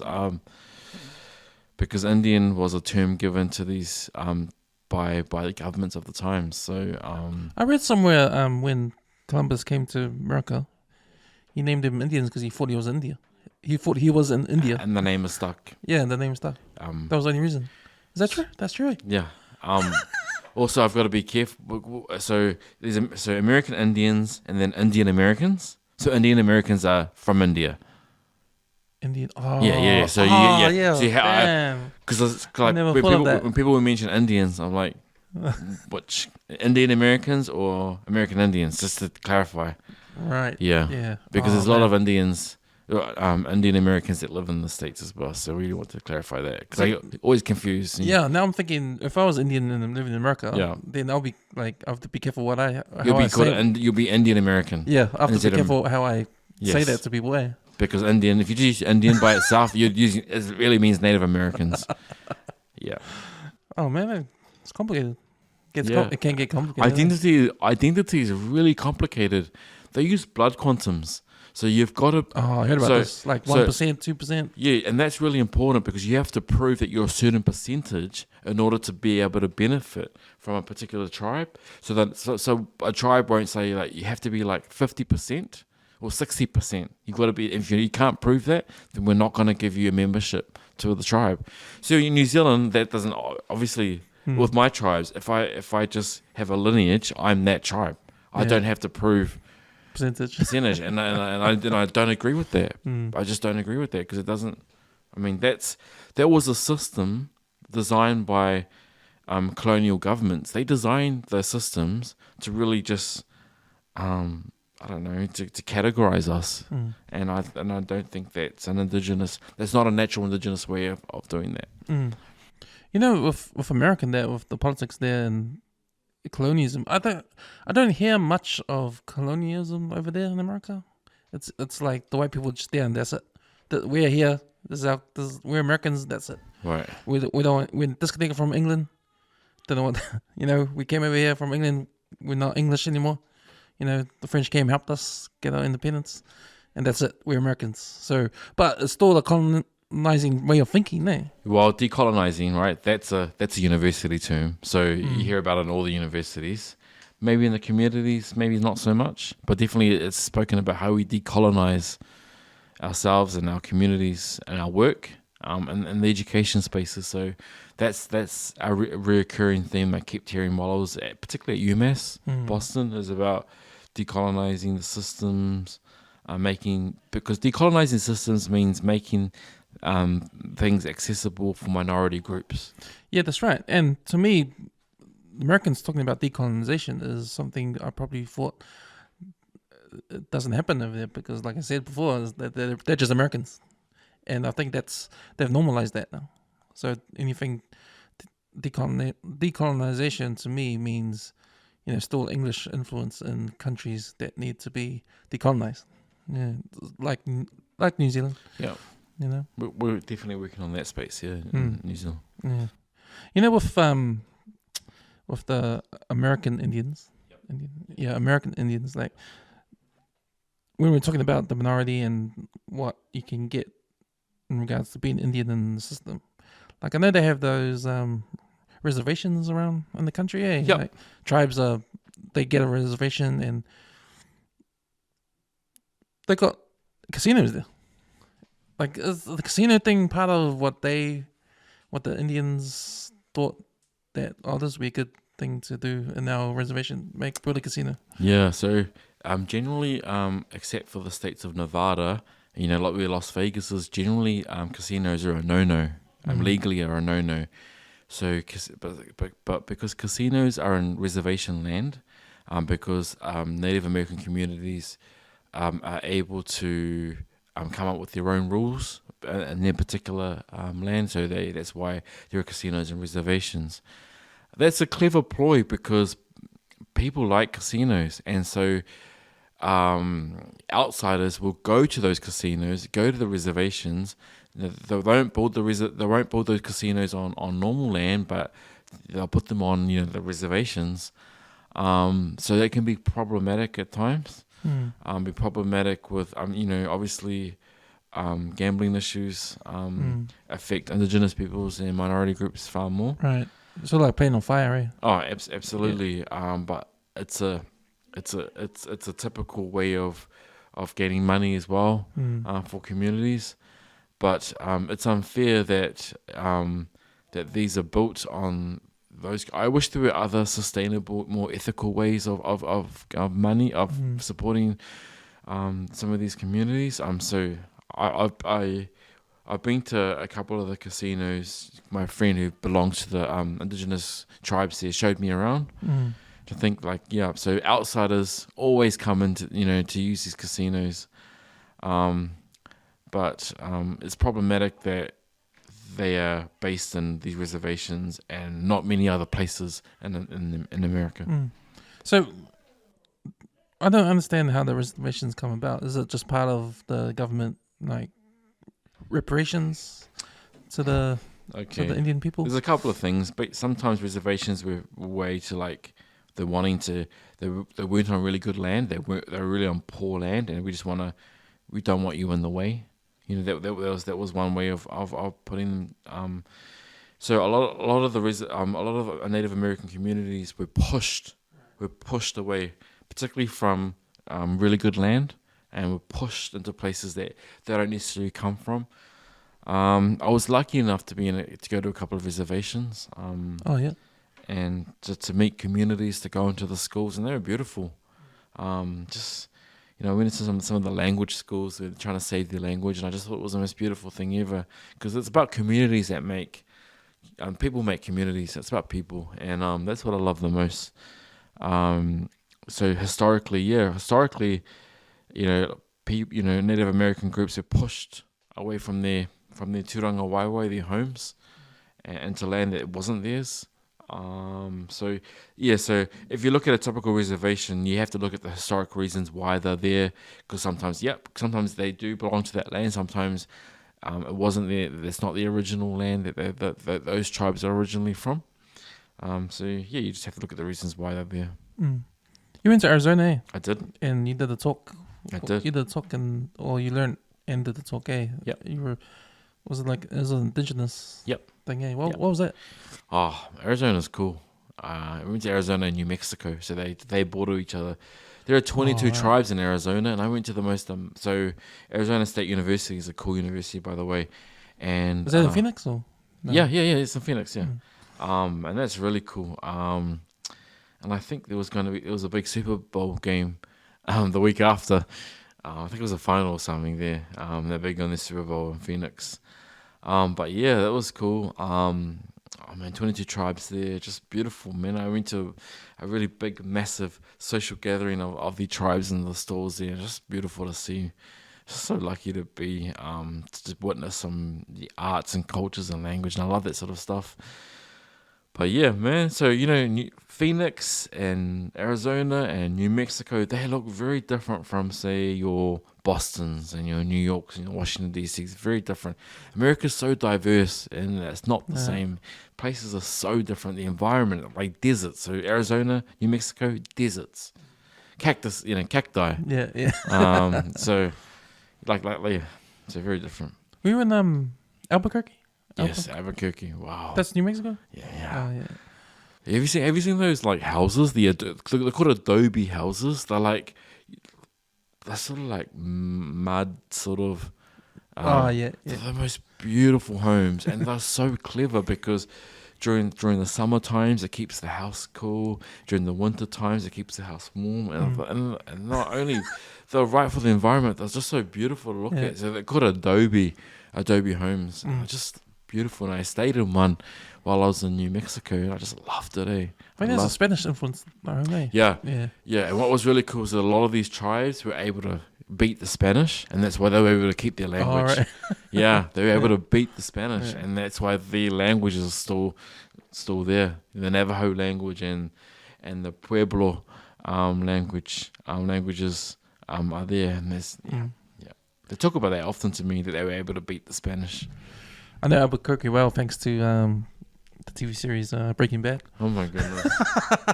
So people I think they got a statue there of Walter White.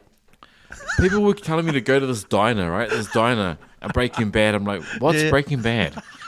I don't know anything about that, but the thing, when we think about America, like New Zealanders, when they go for holidays, they go to LA or New York City, right? There's so many amazing places to visit apart from those two. You can go to Arizona, you can go to New Mexico, you can go to Virginia, you can have the most amazing. I went to the President Jefferson's house in Virginia, because that's where Charlottesville, that's where he lived, and I was learning so much about him and his slavery, the slavery issues that were there.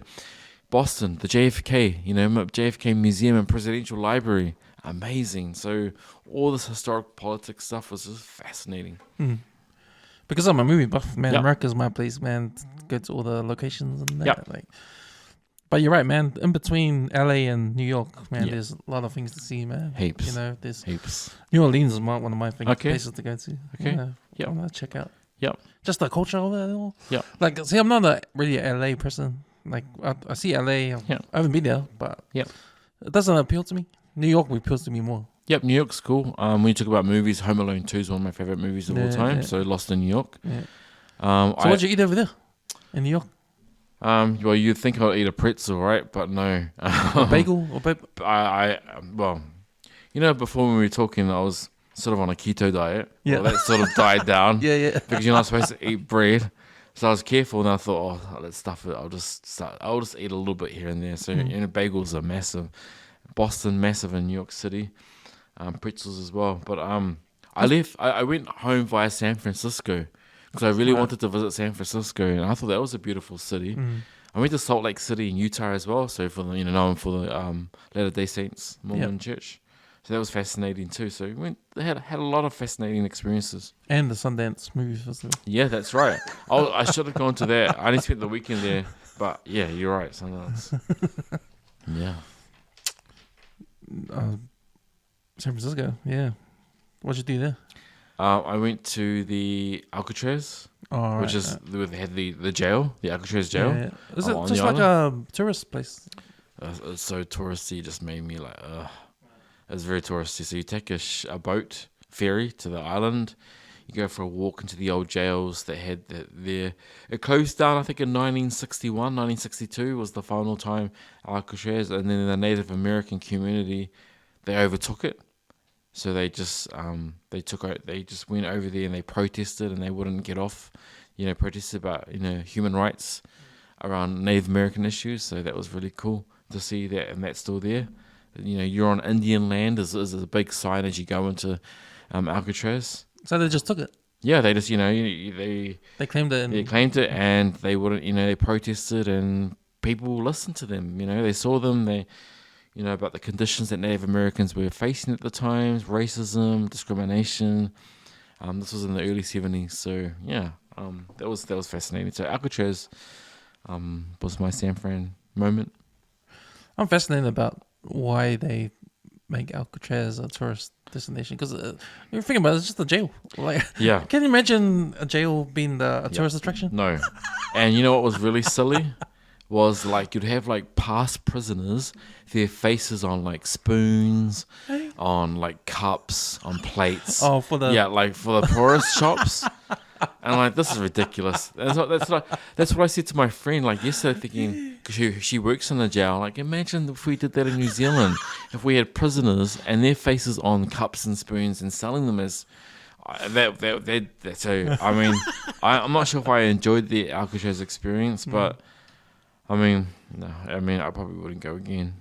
I saw the photos of you there. The weather was lovely.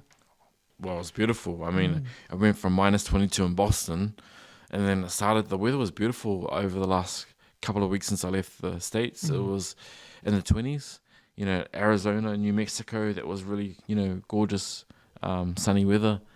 But yeah, I was sick of the snow after a while. Yeah. Sick of it. Yeah. Oh, it's good that you had best of both worlds, the cold and the and the desert life. Yep.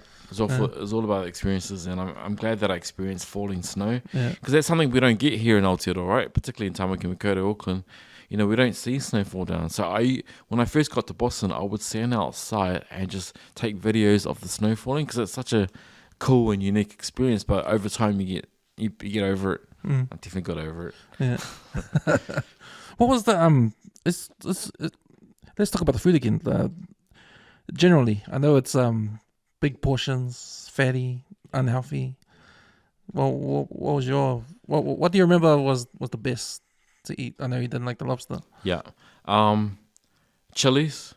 So if you go to New Mexico, it's really big on red versus green chili. It's a big cultural concept in New Mexico. So you have red chilies, you have the green chilies, and they have chilies on their burgers, ice cream, everything. It's insane. I mean, for myself, I really did watch what I did, because the portions are quite big. So even I did download the McDonald's app there. Wow, you get like free Big Macs at certain times and free this and free that. They're really generous in their specials at McDonald's. Yeah. And because my apartment in Boston was close, I mean, if I was lazy, I'll check out maybe a couple times McDonald's. But what I miss is the coffee. I love my coffees, and you can't beat New Zealand coffee. So Starbucks and Dunkin' Donuts is massive in Boston. Yeah. There were Starbucks in libraries of the universities. Oh yeah, inside the library. You go to the library, there's a Starbucks. Inside a university library. It was insane. There was Starbucks everywhere, Dunkin' Donuts everywhere. That's what I meant about my comment about.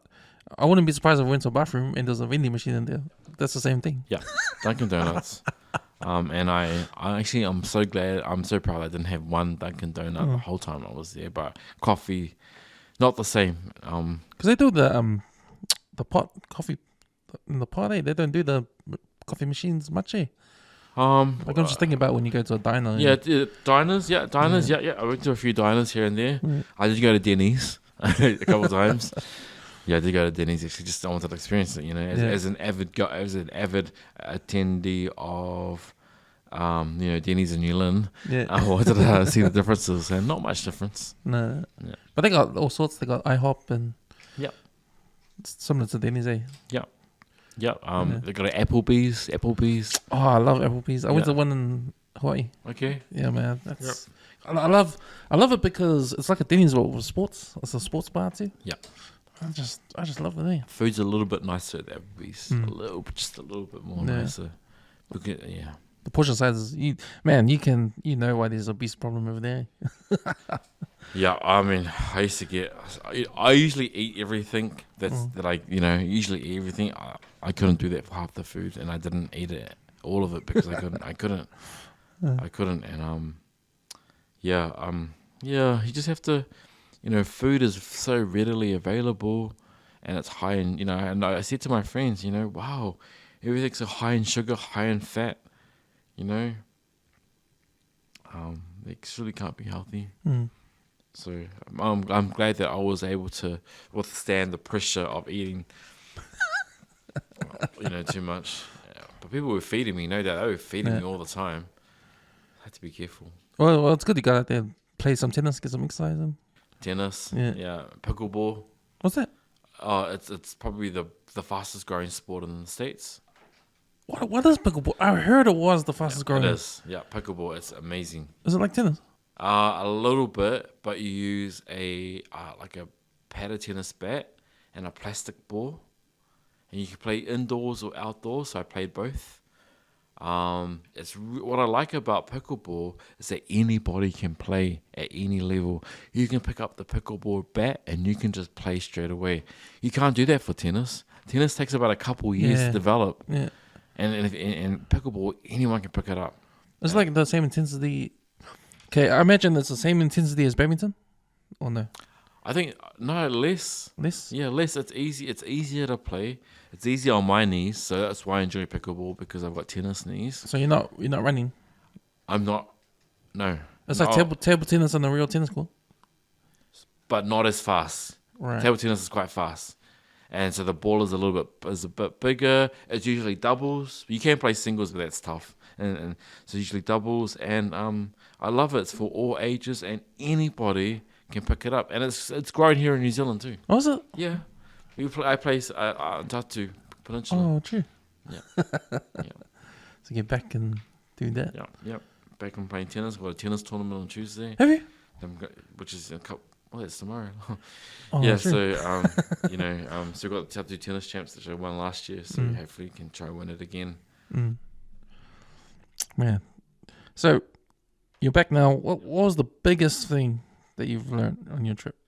The most thing that you just, I know you're here.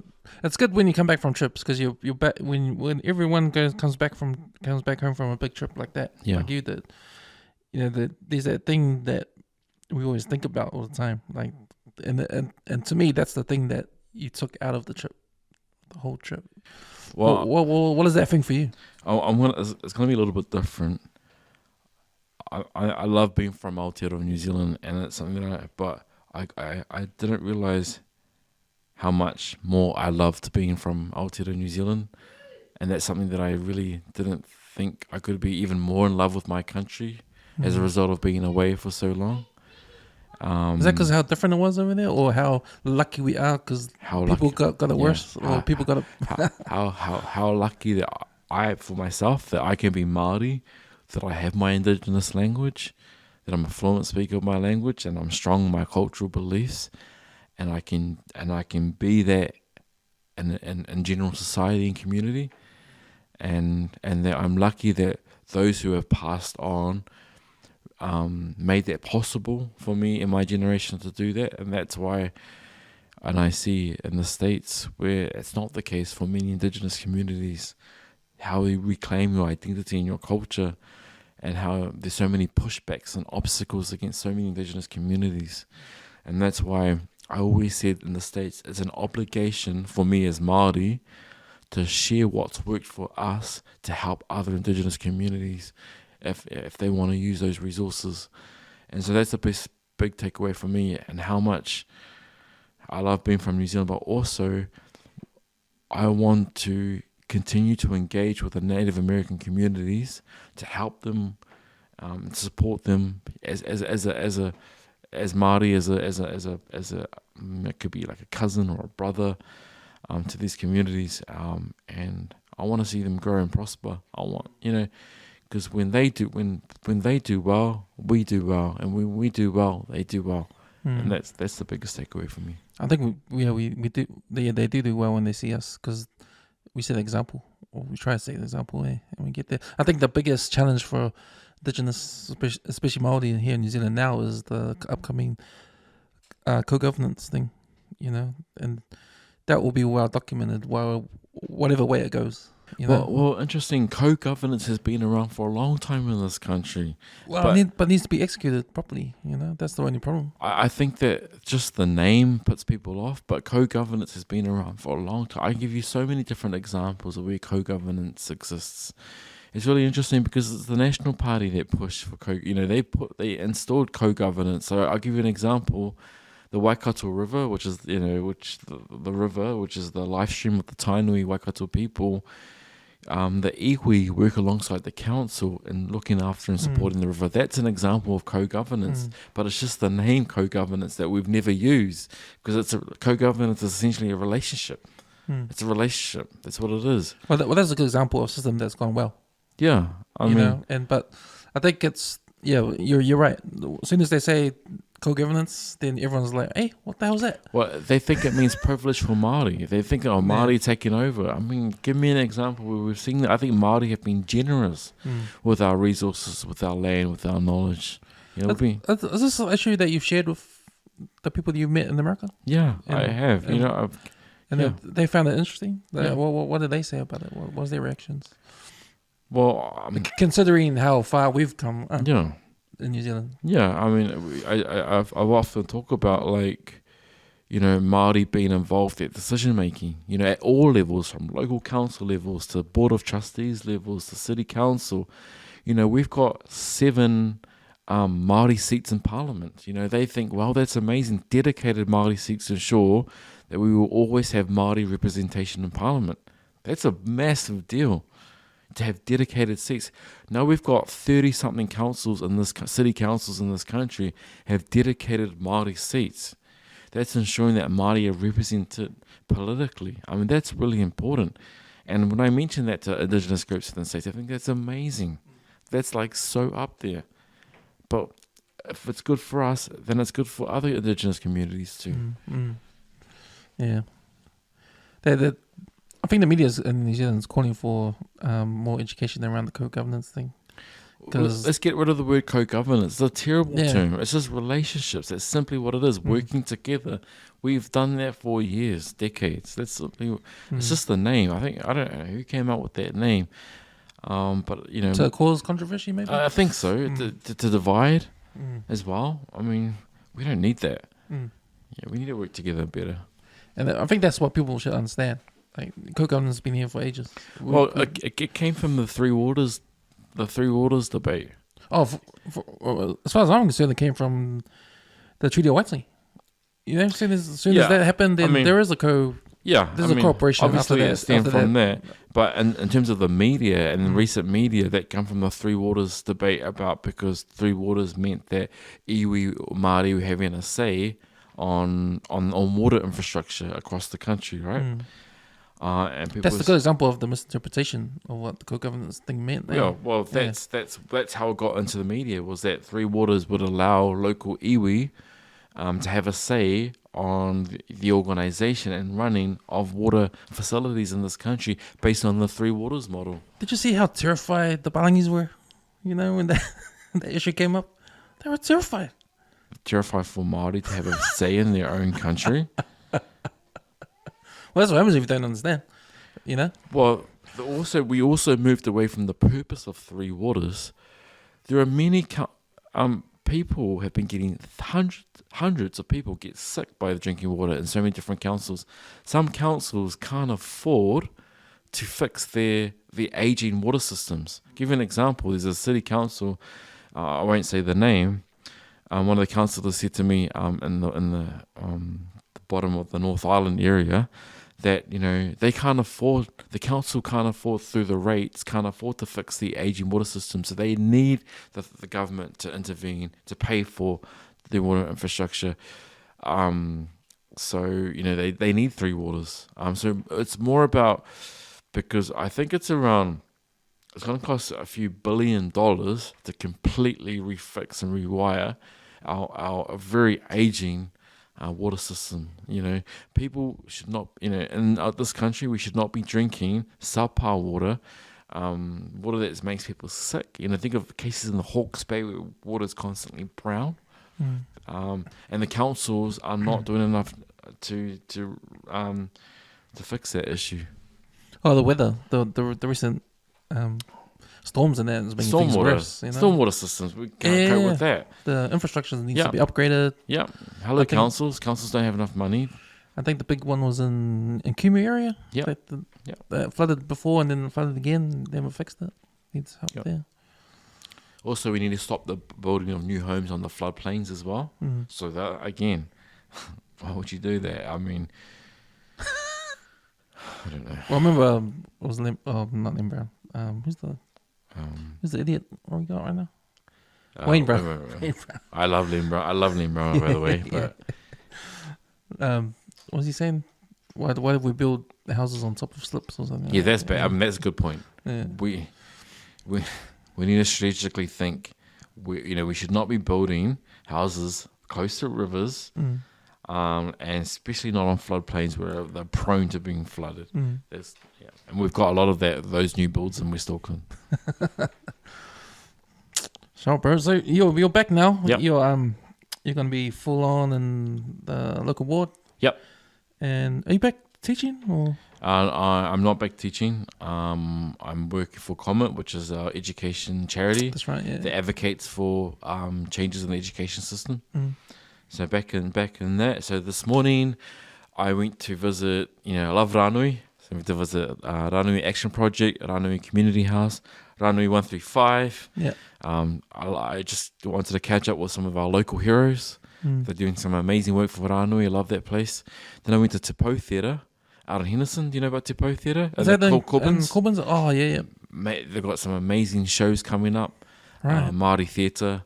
And I just love meeting our local community champions. That's what I've missed the most. People ask me what I miss about New Zealand. It's community. I love my community. I love being, walking through Henderson Mall and just, stopping and having chats in kōrero with different people. And that's what I missed out on. I mean, I was anonymous in the US because nobody knew who I was. But then coming back home in West Auckland, getting stopped, having a hug and just having a kōrero, that's what I miss and that's what I love the most. Wow, that's cool, man. So, gonna reveal some of your plans for West Auckland, or? Well, we've got an election this year, general election. So you'll be busy. Yeah. On the happy now on the trail. Happy now on the trail and campaign trail. It's gonna be tough. It's gonna be a hard one this year. I feel that National and ACT. That they are getting louder. They're getting louder. Especially ACT. Oh, man. Well, it's really interesting because, the National Party, they put out the education plans, right? Because they were like, our kids need to do 1 hour of reading, 1 hour of writing, and 1 hour of this. That's terrible. You can't do that to our kids. And these are non-education people telling teachers they're going to change the education system. We're going to be very specific on what they learn. No. Our curriculum that we have in our schools, I think, is great. It's flexible. So that means that allows schools to come up with a curriculum using a very broad, ideas in the curriculum that caters for their particular school. So a lot of countries will be, their curriculum is so strict that you're told what to teach and how to teach, right? I love our curriculum because it's very broad, so it allows schools to design a curriculum based on the curriculum that caters for their particular school. Also allows for the community input into which I think is really important. Community to have a say as well on what the kids should be learning. I think that's beautiful, and that's what I love the most about our New Zealand curriculum system. So when I had the National Party saying no, teachers need to be told what to teach, and we need to be doing 1 hour of reading, 1 hour of writing. We need to be forcing this on our kids. I don't agree with that. I love the beauty and flexibility. Is a flexibility comes out with is a flexibility because they say here are the outcomes. Yeah, we don't care how you do it as long as the outcome is. We care how you do it. We care how you do it, but you're flexible in the way you do it. Yeah, we're flexible in the way you do it. You're flexible based on the types of students that you have in the school, right? The nature of the community that you come from. So, for example, if you come from West Auckland, there might be some sort of West Auckland local history that you could be using. I think about the Waitakere Ranges, and I think about the local iwi te kauara maki and all those rich local stories that you could use, the flexibility of using those stories in the curriculum. And that means that schools have to actually go out and search for those particular stories and how you teach them. And I think that's a beautiful thing, and that's what I love about our curriculum. I like that. And instead of other countries are just told what to teach and what to do and how to teach. And I don't like that. And it's not, and that's not good for our kids learning, because you have to find ways of matching what's important for our kids to learn and how they learn too. How they learn is also important. Even because I think the teachers, I know secondary teachers got another strike coming up. If they had a strike, the primary school teachers, I think they got an offer. I don't know if they rejected it or not. Taking it. So there's another protest coming up for the secondary school teachers, the PPTA union. I've been a little bit out in the loop with that, but they're not happy that the pay negotiations are not matching with the rise of the living costs rise in inflation as well. It's not matching. So they want a little bit more work with on that. So because it's always the same issue, eh? Like this, it was low pay but too much work. Yep, conditions as well. So I got to tell you. So when you teach for a certain amount of hours a week, right? So for example, usually a teacher would teach 21 hours a week. Okay, 21 hours. Sometimes when a teacher is away, that teacher might have to cover a class, and that goes over their 21 hours. So that really shouldn't be allowed. But teachers have been doing that for years anyway to help out the school, right? So now teachers say, no, we're not going to do that.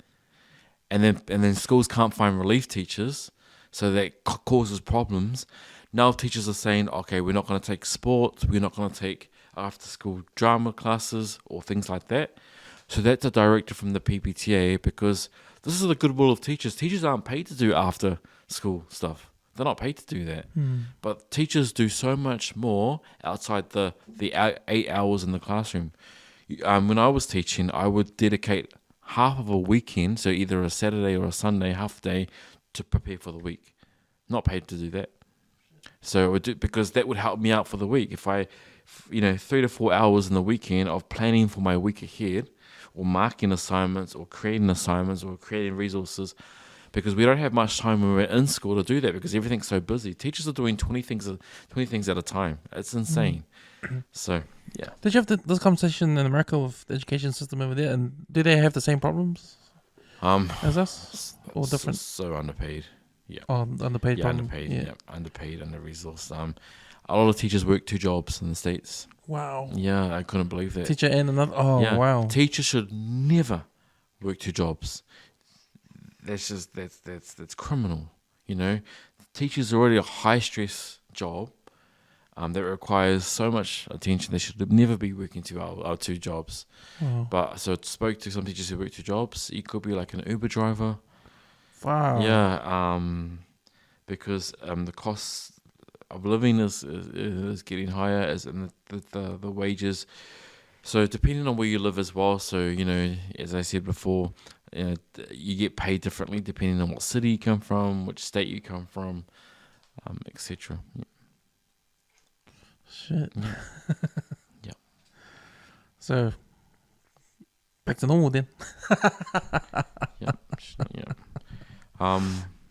Yeah, and I do worry about some of our teachers. So do you know, for example, teachers in Auckland get paid the same as teachers out in Southland or Dunedin? Yeah, I knew it was the same all Yeah. around. Even though living costs are different in those cities because the rents or the houses are lower. While here in Auckland, Yeah, rents are higher. because I heard that's why teachers sometimes leave Auckland to go in the rural areas because there's less work, but you don't have to spend much money. I'm going to tell you, one of my friends did that. They sold their house here in Auckland. They were able to buy a bigger property. Don't have to worry about traffic to the school. Easy drive to school. They're able to buy a bigger house and still have some money left over. Yeah. The lifestyle is easier. Yeah, because you don't have to spend much. Huh? Yeah.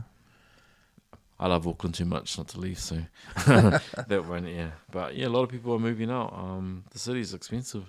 I know this because my partner's a teacher, and man, it's like there's I get to hear all the problems, right? All the problems, and some of them are what we just talked about. But then and that's how I find out about teachers moving out of the cities because it's easier to work in the rural areas or even up north. But then it's how do we get more Pacifica Maori into the principal positions? Yes, that's a big one, eh? That is a very, very big one. Yeah, I want to see more Māori Pacifica principals or in senior leadership roles. yeah, And a lot of the times they're missing out, and not necessarily their fault. But those who make those decisions aren't employing Māori and Pacific principals who offer an immense amount of cultural wealth. And so that's something that I'd like to see more of as well. yeah. Sweet, man. Do you have anything else to say? Or? No, I think that's it. Just thank you so much for thank you for having me. You're doing lots of different podcasts, and I've obviously been listening to many of them. It's been a journey. Good. It's been good. I think what I really love about it is talking to people like you and talking to people that experience something different that I don't understand, and just having a chat and getting to know those experiences. Right. Can I ask you a question? Yes. What's something that you've learnt either from this conversation or the previous conversation that is something that it's something that's made you think a lot more as a result of something that I've mentioned? I think it's about. I think what I took out of this conversation is your experiences over in a different country, and especially in the United States, where I'm really familiar of freedom through what I love, and that's movies and TV, and just understanding and just interested in the politics over there, but interested in the reason why you went there, and you being Maori and being Indigenous over here in New Zealand, and comparing your Indigenous experience over there in a different country where it's probably the worst kind of in terms of levels of how far they're up in society, and that you go into a place where it's racist, it's got a racist history, it's got a violent history, the politics is corrupt. Wow. It's corrupt, and it's all those things that make America, and all those things that make America interesting, because we are so lucky to be not living there. I mean, I love what they offer of entertainment and the convenience, food and movies and Hollywood, all that kind of stuff. It's just the surface stuff, but living there, nah, it's not. That I don't think they treat their people well. It's all about the 1% over there. I was proud to be a New Zealander while overseas. Yeah, I bet, man. I was so proud. I bet. And I was proud to share what that means to me with others, and I think I did that. Yeah, but I think what I loved about having this conversation, because you probably share the same sentiments as me with what you felt, You know, like I think it's cool just to go experience it. You know, just knowing where we come from and going to experience something that's completely different, and just comparing and then coming back and saying, that was cool. You know, like stepping outside your box or learning from other people and other people learning from you too. You know, it was really cool. I think learning. I think when you're a teacher, you also have to be the learner as well. So it goes both ways. It should always go both ways. So I think that was important to share what's to share, but also to learn. And I did learn a lot from Indigenous communities there too. Yeah. Sweet, man. That's us. Lava. Thank you. Thanks, Will. Thank you. Oh, are you public? Can people find you, or is that a secret? No, they can find me. They can find me. I'm actually across all social media. So I'm on Twitter, Flavell. I'm on Instagram.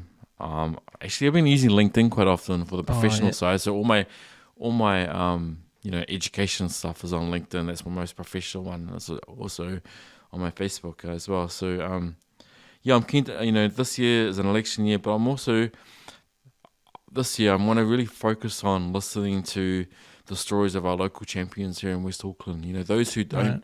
There's so many champions in this city of ours that don't. That they need to be recognised more. I'd like to talk to them. I'll pass them on to you. It's amazing. I think of Te Pou, the theatre. Oh man, I have to get you there. Yeah. Oh yeah. Yeah, actually, I'll show you the context. I will. Yeah. Thank you, bro. Sweet, bro. Appreciate it. All right. Have a good week. Thank you.